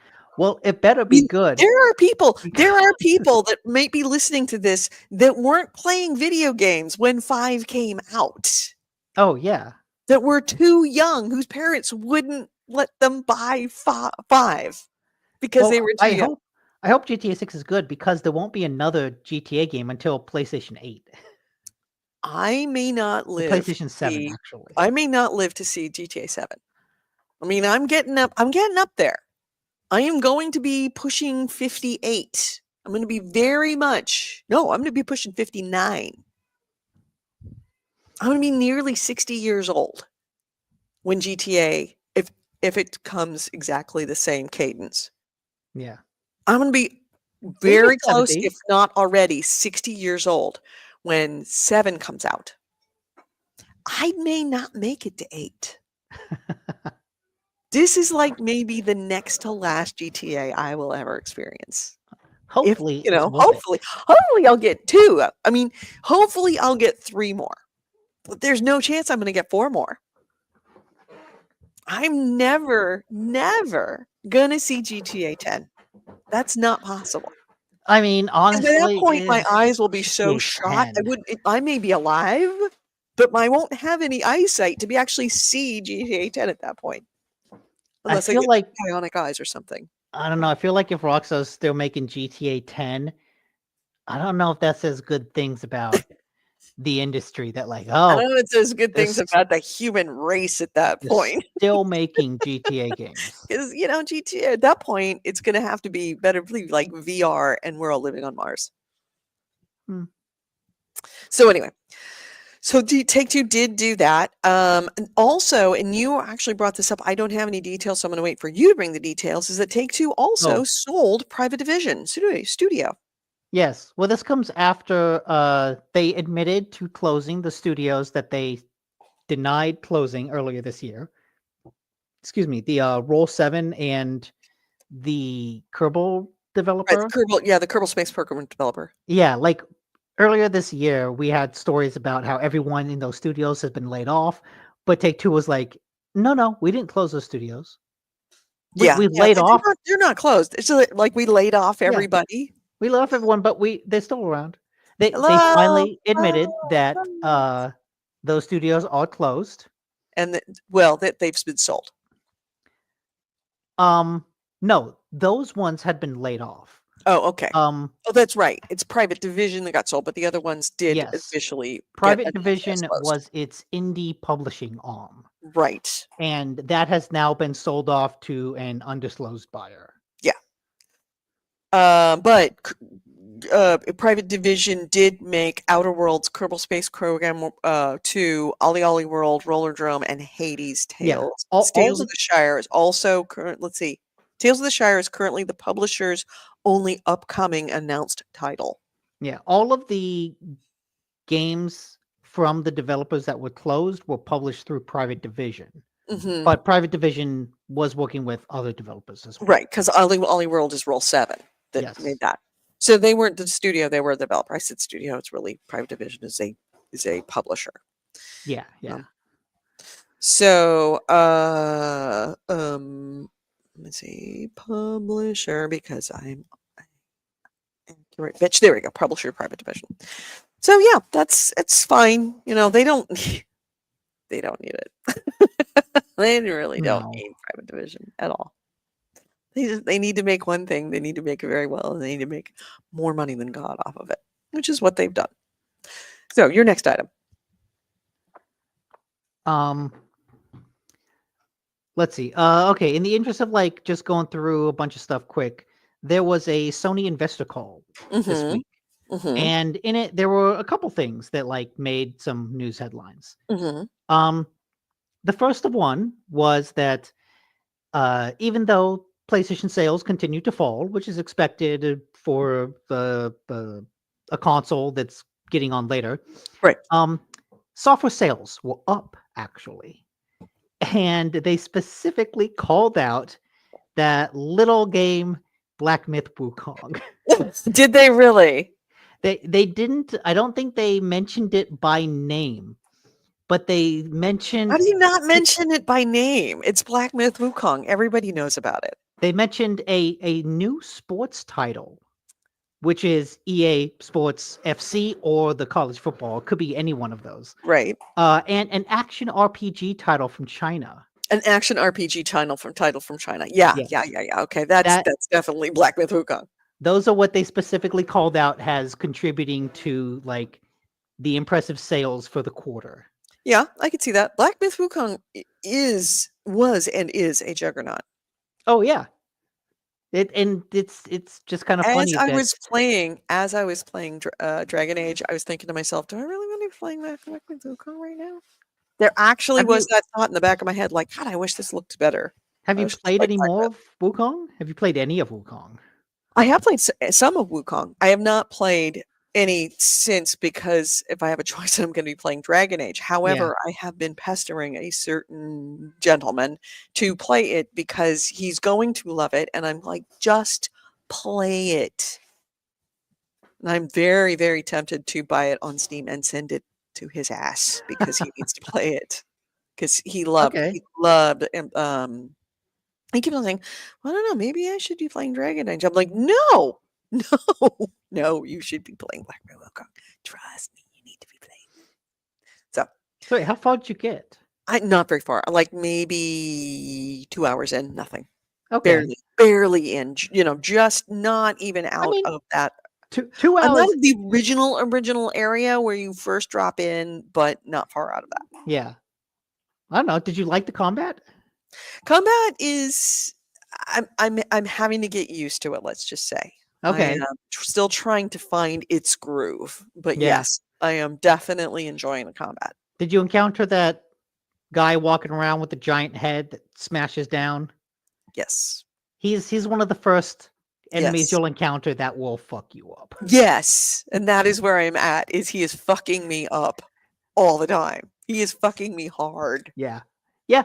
So I'm glad that you said that, to. because I'm thinking to myself, this is early and I'm getting like destroyed. Oh yeah, here. no, he's there specifically to fuck up early game players. Oh, okay, he is there to. Okay, good. Then Yeah. it's not just me, because I was thinking to myself, do I suck that much at this? No, Maybe I should be playing this game. It's one of those moments that like once you'll play him enough and you'll realize like, okay, I see what you're doing now. Like I I see haven't seen what he's the doing. Like, rhythm of your attacks, and I like, haven't okay, I seen know the when to rhythm yet. dodge. Yeah, I'm starting to see the rhythm, but I haven't quite gotten like, okay, he does this, and then he does this, and then comes the head shot, and I need to back the hell off. Oh, and there's the fire involved with the there's like he throws some kind of fire oh bomb. yeah. That's the thing So, that gets me is the fire bomb. what I are you can playing it avoid the on? head. Are you playing it on PlayStation? PlayStation. Okay. Well, because of the whole share feature, I could come in and play any of the game for you if you want. No, I don't want you to I play the can game. help out. I don't want you to play the game for me. I Okay. want to play the game for me. Thank you very much. Anyways though. Yeah. I see in the chat that AC Wraith put in some other stories. Also from the investor meeting, Sony has kind of said like, yeah, we should have evaluated Concord a bit more before it came out. Yeah, you think? Something else actually that I had in here was they also said that the PS5 Pro didn't affect PS5 sales because Makes sense. it's not really for you. I think that the way that they put it, that hardcore users are the target of this hardware. In terms of pricing, many people made different comments on that, but pricing on PS5 Pro has not had a negative impact, I don't think. Yeah, if you're gonna buy a So, PS5, you're still gonna buy a PS5. You won't buy a if you- Pro, right, but if you, you'll just get right, a you 5. know, yeah, somebody who wants to buy a Pro is going to spend the extra $200 for the Pro because just to say it's for hardcore players or people with more money than sense players, but that's what they're going to be doing. So he said it just didn't have it, it's much, even though it's way, way, way more expensive and hilariously expensive and questionable about whether it's that much of if it's a $200 upgrade off of a regular PS5. Bottom line, he says, didn't really affect PS5 sales. PS Pro, nobody upgraded if they didn't want to do it already. Yeah. Any PS Pro sales are just gravy. Yeah, yeah. And I think that they were asking that because there was concern that somebody who's going to be buying would look at the PS5 Pro at 700 and the PS5 at 5 and think to myself, I really don't feel okay not buying the best, but I don't want to spend that extra $200. I want to spend 500, but I also don't feel good about the fact that I'm not getting the best top of the line for that $500. So I'm going to walk away. I'm going to take that money and put it into something else, whether it be Xbox Series X or something else, or just not buy. And he's like, nope, nobody's doing that, or at least not enough to make a big difference in sales. Yeah, it's like let's see, there was a question of Yeah, that they thought that they might put enough people off of picking one up just simply because there was a better one out there, but they didn't want to spend that extra 200. No. AC Red said, I haven't heard many tempted by the Pro other than appreciating the PS1 gray look. Yeah, exactly. Yeah. That's pretty much it. The Pro, you're buying the skin, dude. You're really just buying the skin. and even then, like that was a limited edition version. Right. Not everybody got the skin. No. I've seen people say the PS4 Pro, the PS5 Pro is like for the journalists, right?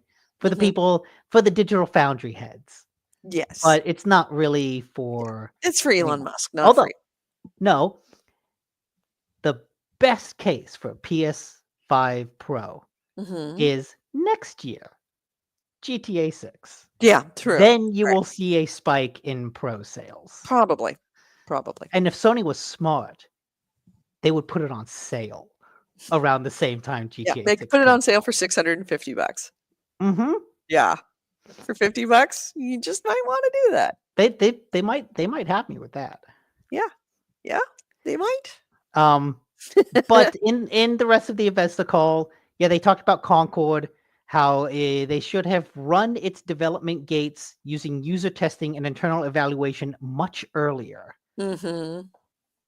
I think the full quote is, currently we are still in the process of learning with regards to new IP. Of course, you know the result until you don't actually try it. So for all reflection, probably we need to have a lot of gates, including user testing or internal evaluation, and the timing of such gates, we need to bring them forward. We should have done those gates much earlier than we did. Yeah. Something else that they said, that Totoki also said, was that, do you hate the PSN requirements to play PC games like Helldivers or anything else that Sony has published? Suck it up, because it's not changing. The quote was, we've learned a lot. The way to face the issues regarding PC, for instance, the PlayStation accounts that we have offered, by offering them, for instance, sometimes that tends to invite pushback. But for live service games, in order to maintain order of the gaming so that anybody can enjoy the game safely, we need to create an environment conducive to that, and of course, enjoying the game freely. Having some restrictions, we may not call it a rule, but to ask the users and gamers to follow the manner, and that balance is very important. We have to continue to seek the best way to achieve this. Obviously, this was a translation. The bottom line was, we're doing this because it makes it safer for you. We have to put these rules in to keep you safe. So in order for you to do that, you're just going to have to suck it up and follow the restrictions. They're not rules, they're restrictions, so that we can keep you in a manner that we find safe. Yeah. Which is absolute bullshit. Bullshit. No. It's What's amazing how funny- safe things are without having a PSN account. What's really funny amazing. is that sounds oddly similar to something Nintendo would say. Oh yeah. And it makes me wonder if this is just like a Japanese internet thing. If just like their approach to the internet is just different, with a lot more rules and regulations and limits on things. I think in general, the don't internet know. around the world has a lot more training wheels than what we have, because of course, we're America and yeehaw. Not training wheels, just like the access to it being Guardrails is what I limited. Yeah. Because like I said, it's so similar to what Nintendo would say that part of me is like, is this just a culture thing, or is this just like Nintendo used those buzzwords and it worked for them, so maybe we should it use might be a those little buzzwords. involved, maybe. Maybe Is it's it- like people is it a- internationally are a lot more okay with guardrails like that. Is it a culture thing, or is it a cynical thing?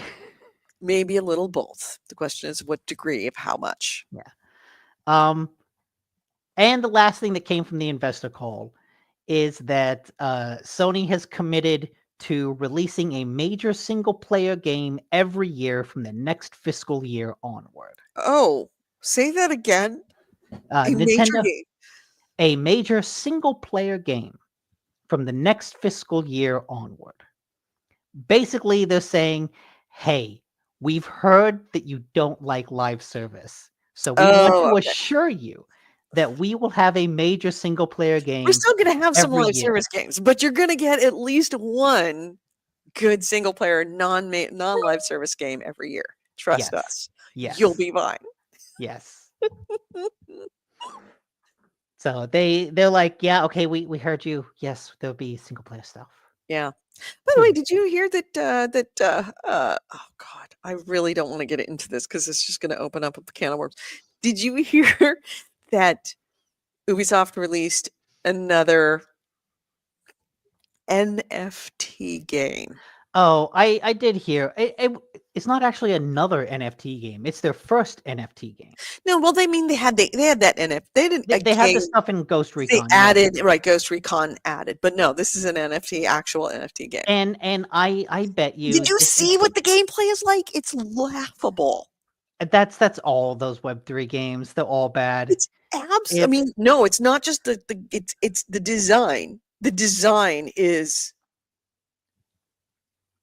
insanely bad. I think this is like a leftover contract requirement, like it Skull and like Bones. Skull and Bones in Singapore. It's like they signed some deal with some Web3 company to make this game.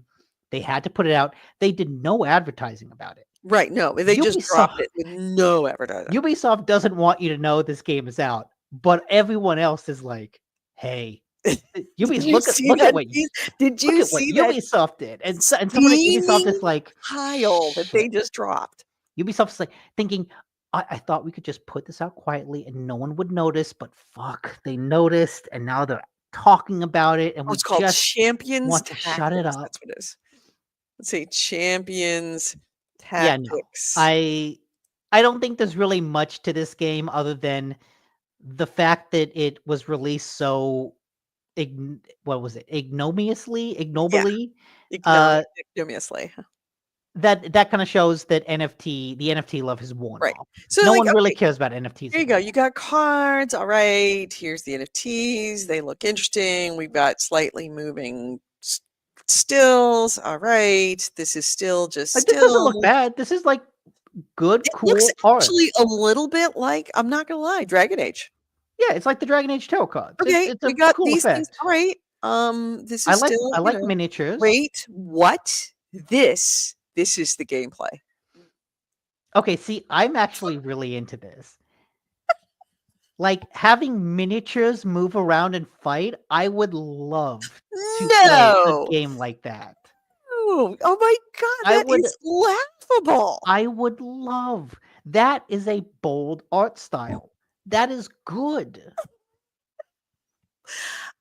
I would say it's a bold art style. I I want to wouldn't say see. it's a good art I style. think it It would is be an art awesome. style. I think it would be awesome to have a like straight up RPG game where you play as little miniatures going around the board. That would be so cute and No, it fun. wouldn't. It feels like it's Lego. It's Champions Lego. Yeah, that could be No, awesome. no, but for an NFT game, you have to buy the little. Oh, well, yeah. Yeah, No, you have to take the buy NFT out of it. those little things. So it's like, talk about pay to win. You get to Oh, buy your yes. players. That's the case. Take the NFT out of it. I think the art style is cool. I like No, look, I art like style is D&D figures. laughable. It is boring AF. I like D&D figures. I like the aesthetic of miniature figurines. And if you could make a game about figurines going around in little dioramas and like if you die the figurine breaks and shatters, that's a cute idea. That's a No, really cute idea that awful, could do awful. really well. Ubisoft is in Just such not trouble. in They're an in NFT format. absolute free fall. Now, there was discussion that possibly that the Guillemot family is doing this intentionally. Oh my god. Then no. Wait, that they may be doing this intentionally to depress the stock price so that they can buy the stock back at a discount and make it a private company again, so that they no longer have to start answering to stockholders anymore. They no longer have to worry about, having slightly rapey people working for them. They can hire all the R word people they want to because it's all privately owned and no one can stop them. I disagree because if that was the purpose, Hmm. they would have promoted this game. No, they don't want to promote this game. I mean, no, it's absolutely done its job. It has once But it again hasn't tanked the tanked stock. the stock. No, it hasn't. Let me pull it up. What is the stock? The stock's like $14. It's been Right. $14 for like the past 6 months. No. Let me pull it up. Stand by. Remember when I owned $30,000 worth of this stock?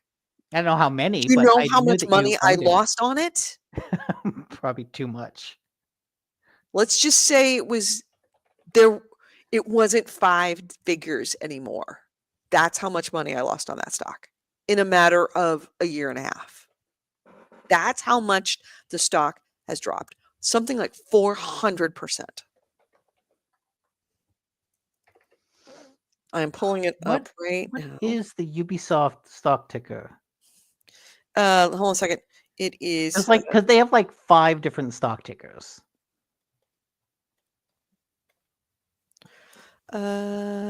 It is. Let me pull it Was up. it UBSFF? I think Let's see. UBSFF. Of course, I've got to sign in with a security code. Stand by. I'm going into my actual Schwab account so that I can get the most accurate thing possible. Stand by. Yeah, this stock has like been around $14 ever. I guess it jumped to in September. It was at 20, but then I think they had an earnings call. That's right. It sunk because of Outlaws. When Outlaws came out, it sunk, kind of hovered around 14, dropped down to 11 at some point, and then like jumped back up to 15, 14, where it's been for like the whole month. No one cares about this game. This like this tiny little game. It doesn't matter. The stock has dropped a lot, about half over the course of the year, but that's probably because Skull and Bones didn't pan out, Star Wars didn't pan out, and compared to those big losses, no one cares about it. Yeah, Ubisoft is UBSFF. And we are looking at a ticker for the last. Okay, so AC Wraith put something in the chat about the game, and it says, having more champions increases your VIP status. The higher your VIP status, the more experience points and in-game currency you earn, thus incentivizing players to spend money accumulating champions. To entice even more dollars out of customers, Champion Tactics also features an additional exclusive collection of NFTs to buy called Warlords. According to the game's website, owning a Warlord unlocks access to special events and even more in-game boosts to earn XP and gold. So imagine a gacha game where the more characters you had, the more XP you earned overall to really incentivize you to play those slot machines and get more heroes. Regardless of what they were, you just want heroes, except in this case, you have to buy the extra heroes individually. You can't necessarily get them out of, save up a bunch of currency and then buy a thing. Right. Let me point out to you, you're looking too limited.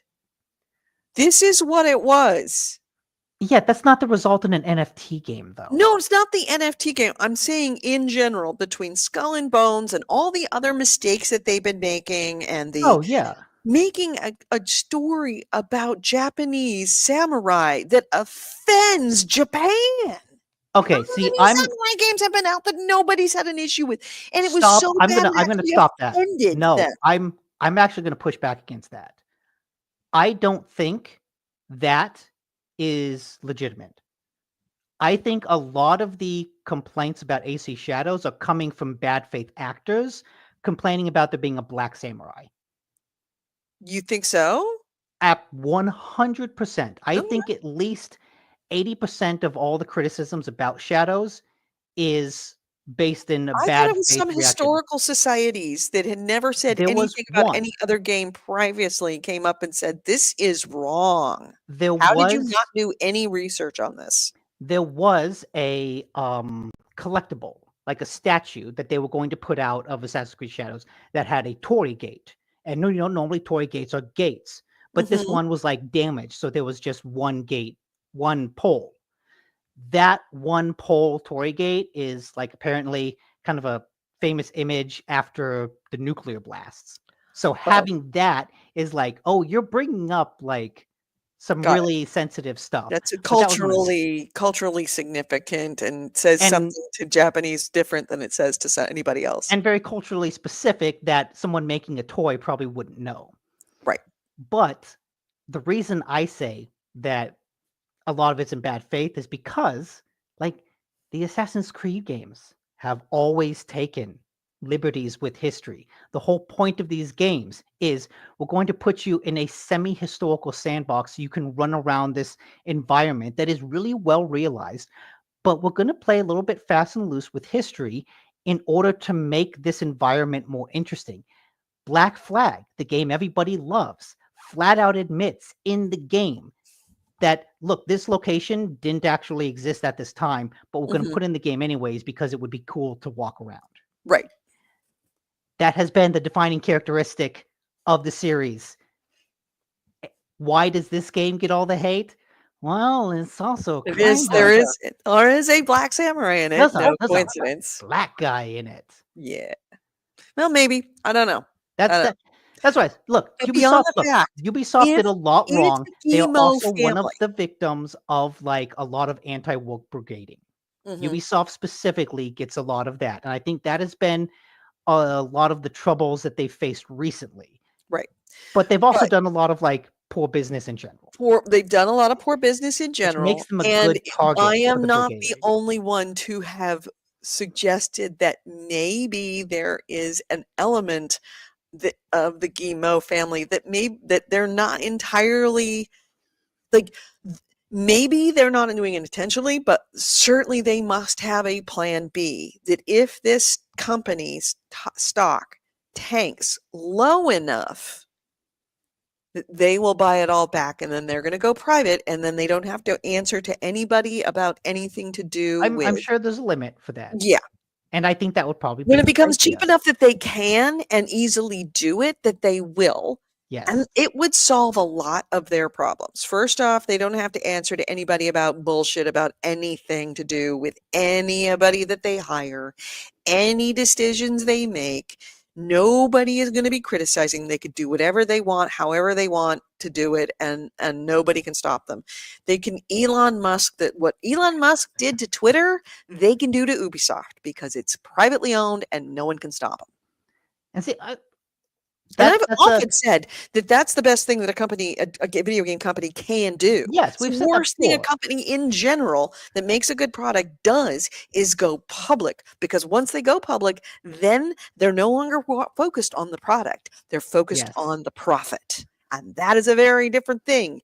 You can have a very, very, very good product that doesn't make a lot of money, but it makes enough to make people happy and makes enough. But enough is not enough for stockholders. More is always necessary. And that's when you start doing things like buying Bethesda, no, buying Activision. Activision, and then firing a bunch of people so that your bottom line doesn't look so bad. So that you're not losing quite as much money right about the time that they start announcing profits, because they're afraid your stock's going to get tanked because of it.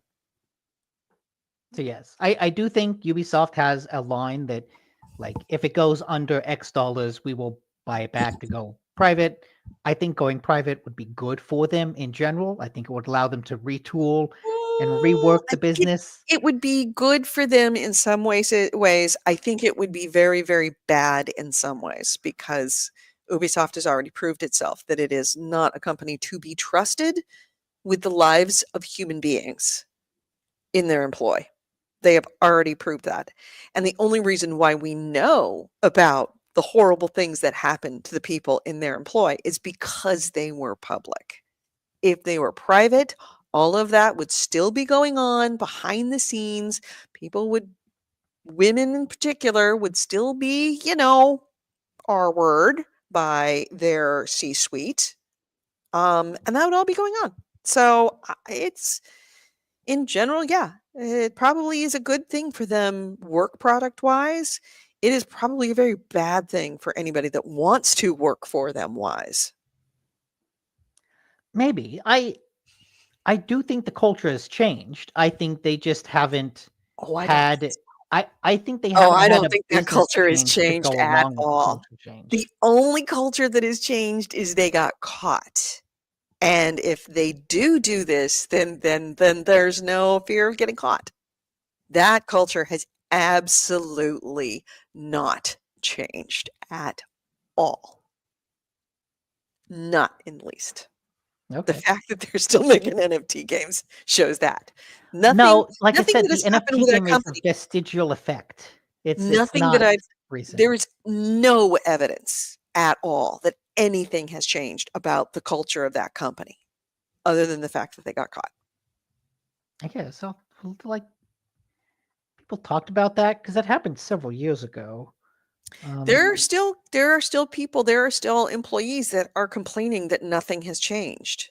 You Hmm, just don't hear about it as much, but you do hear them talk about, especially when they have layoffs or when they release bad games, and finally somebody talks and goes, "Yeah, this is really bad. And by the way, we really hate this game and we really hate this company, but we have to pay the bills."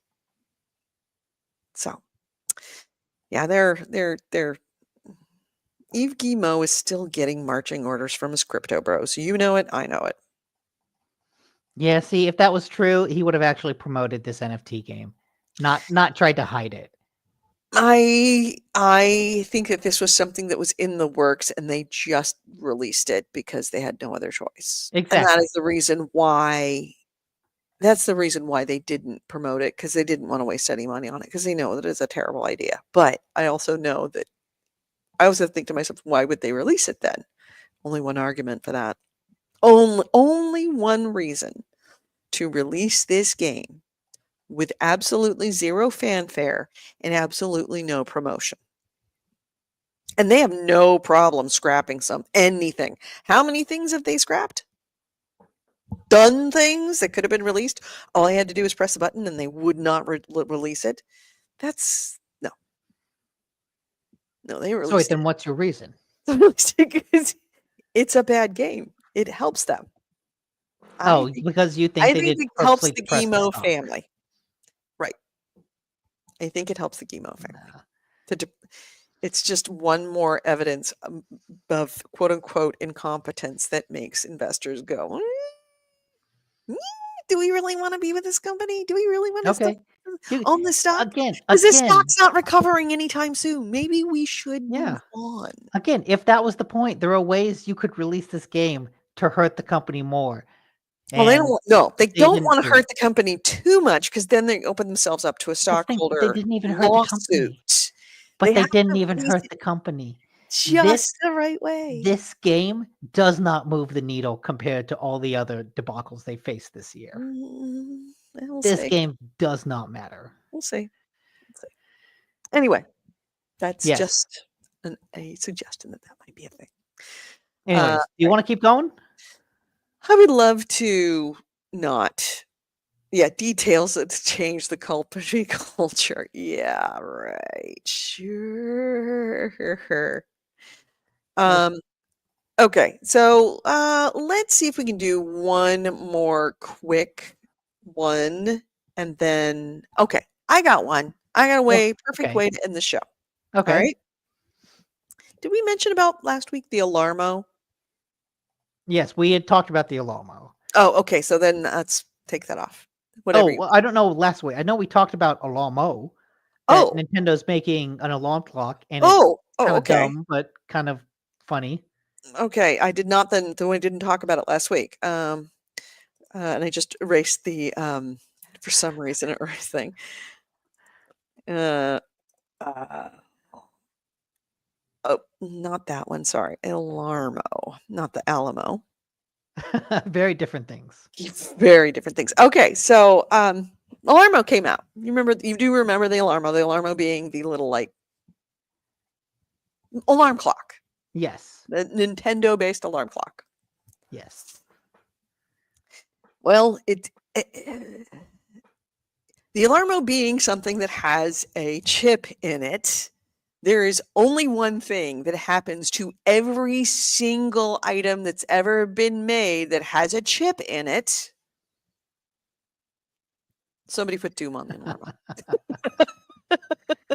Let's see if I can pull it up. Stand by. I had this last week. What can't Doom run There's on? nothing. There's nothing that can't be done with that. All right, here we go. I have got it. We are doing this. Here you go. Here, sir, is Doom on an Alarmo. Yeah, I mean, that's kind of the thing about Doom is that it is such a perfectly optimized software that it runs on everything. I remember that I don't know if you know what a Kurzweil is. Kurzweil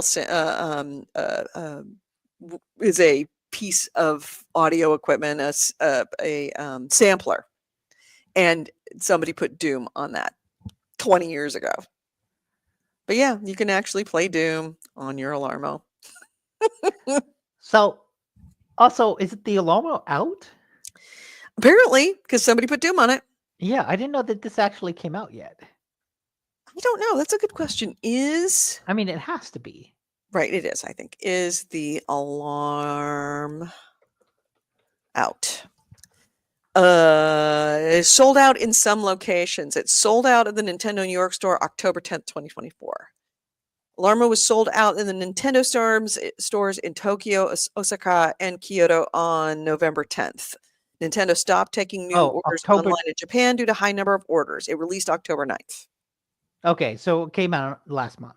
Yeah, it was available exclusively at Nintendo stores and for purchase online by Nintendo Switch Online subscribers. A wide release is further scheduled for 2025, with Australia and New Zealand receiving a wide release in March of 2025. So it's Gotcha. not out for everybody, but it is out in Japan and in New York. There you go. Okay. All right, and good to know that when you get yours, you can play Doom on it. All right. So, any other quick, fast ones at the end? No, the other ones I have are, You can wait. All right. yeah. So, with that being said, let's close this out.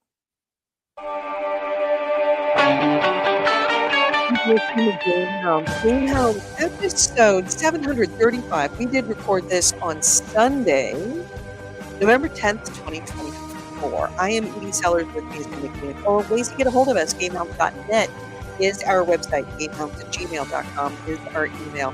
We record the show live every Sunday at 2 p.m. Pacific, 5 p.m. Eastern, here on YouTube, on Facebook, and on Twitch. On Facebook, we are the Gamehounds.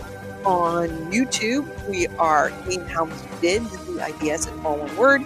And on Twitch, we are the Gamehounds. Feel free to join us if you're listening to us after the fact or watching us after the fact. We would love to have you in the chat room. Also, do want to point out that if you have not already gone ahead and done that, please hit that like, hit that subscribe button. If you like our content, if you don't like our content, go ahead and put down the thumbs down, fine, whatever.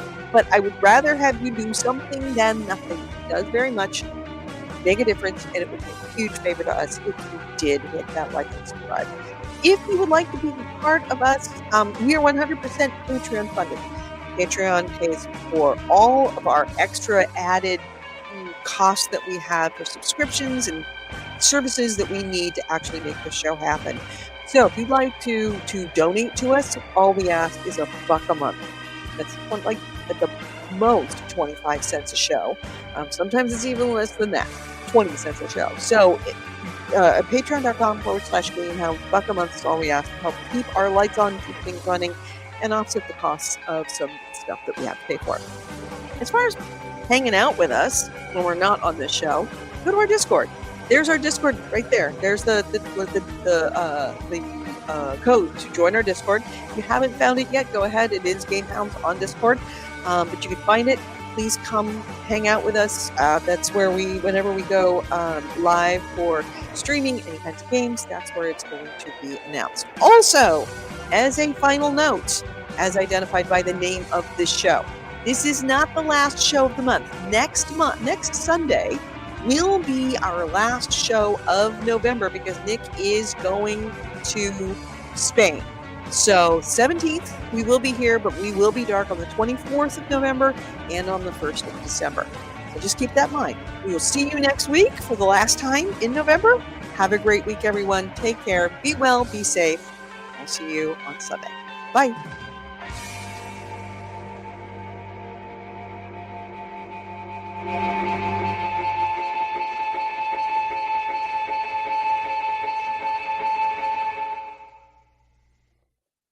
And yes, I am, as soon as I'm off here, I have downloaded the show. I have uploaded it to Libsyn? Libsyn. I just have to hit, because it takes a long time for these things to be downloaded and then to be uploaded. So I've uploaded it, and all I have to do is hit save, and it will go. So that's what I'm about to do. Yeah, Aceworth also asked about additional movie viewings. We don't know about movie viewings.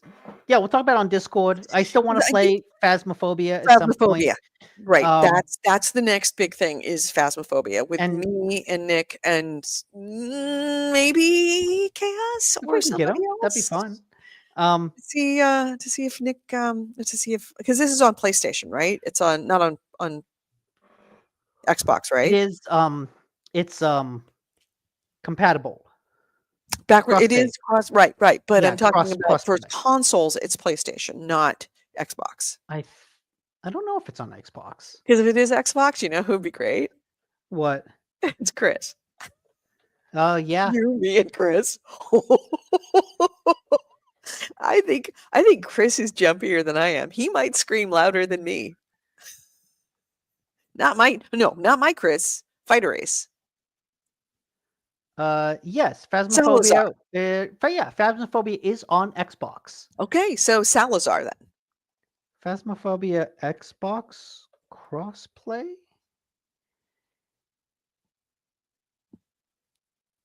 Even if it's not crossplay, we can apparently play it. We can all play it on Xbox. it should be crossplay between all platforms. But even if it's not all platforms, we all have Xboxes, so we could definitely play with you, me, and Salazar. Captain Chris. Now that there's multiple Chris's in my life, I have to identify which Chris we're talking about. Yes. Because I have told Siri text Chris, and it's texted Salazar. And I have said text Chris meaning Salazar, and it's texted Conway. Okay. Yes, it actually is crossplay between all platforms.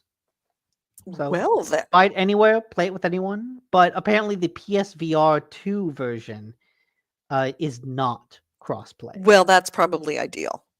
I Yeah. don't want to be playing it. Anybody is playing it in first person. So, I mean, playing it in VR. Yeah. All right. Well, then what I might do now is I might go upstairs and see how it goes with the Fire Streaming? Stick. Oh, yeah. Streaming. Because the only thing that's right, we forgot to talk about streaming Yeah. again. It's terrible. I mean, Oh. it's not. Well, first off, doesn't have everything on it. But number two is Wait, that wait. I did it You- with.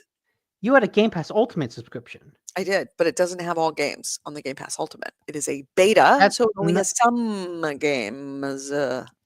Oh, that must be like the streaming is in beta, and so it doesn't stream all games. Streaming is in beta. It is not Okay. a Game Pass on the Fire Stick. It is a streaming from some games on Game Pass. Okay, so Game Pass Ultimate gets you everything, but you cannot stream everything. Right, exactly. There is Okay. no like Game Pass app on the Fire Stick. It is, hey, would you like to stream some games? And it's like, okay, there's these games. Oh, and some of them are Microsoft Game Pass games. So you have to Huh. have a Game Pass in order to access them, but you don't have all Game Pass games available on streaming, from what I can tell. That being said, the one that I did download was Call of Duty Black Ops 6, which was available Okay. on the Fire Stick, and it was not good. It was I really mean, yeah, not good. I would you can definitely feel that there's a little bit janky. I would and expect that from lag. a shooter game. Yeah, Right? exactly. Well, I wanted to put it through its paces. And Yeah, I fair. did try it That's with fair. the most extreme test, and it didn't fail, but I would give it a D. I would play the campaign with it. I would absolutely not play multiplayer under any circumstances. No, I streaming. wouldn't even do the campaign with it. Like The campaign was not good. I think It was doable, but it wasn't good. shooter action game streaming, I think was still regularly agreed is like not there yet. Yeah, no, it's not there yet. Now what I might do is I might go up and see, because Phantasmophobia is not is it Phasmophobia? Phasmophobia is not a, Twitch type game.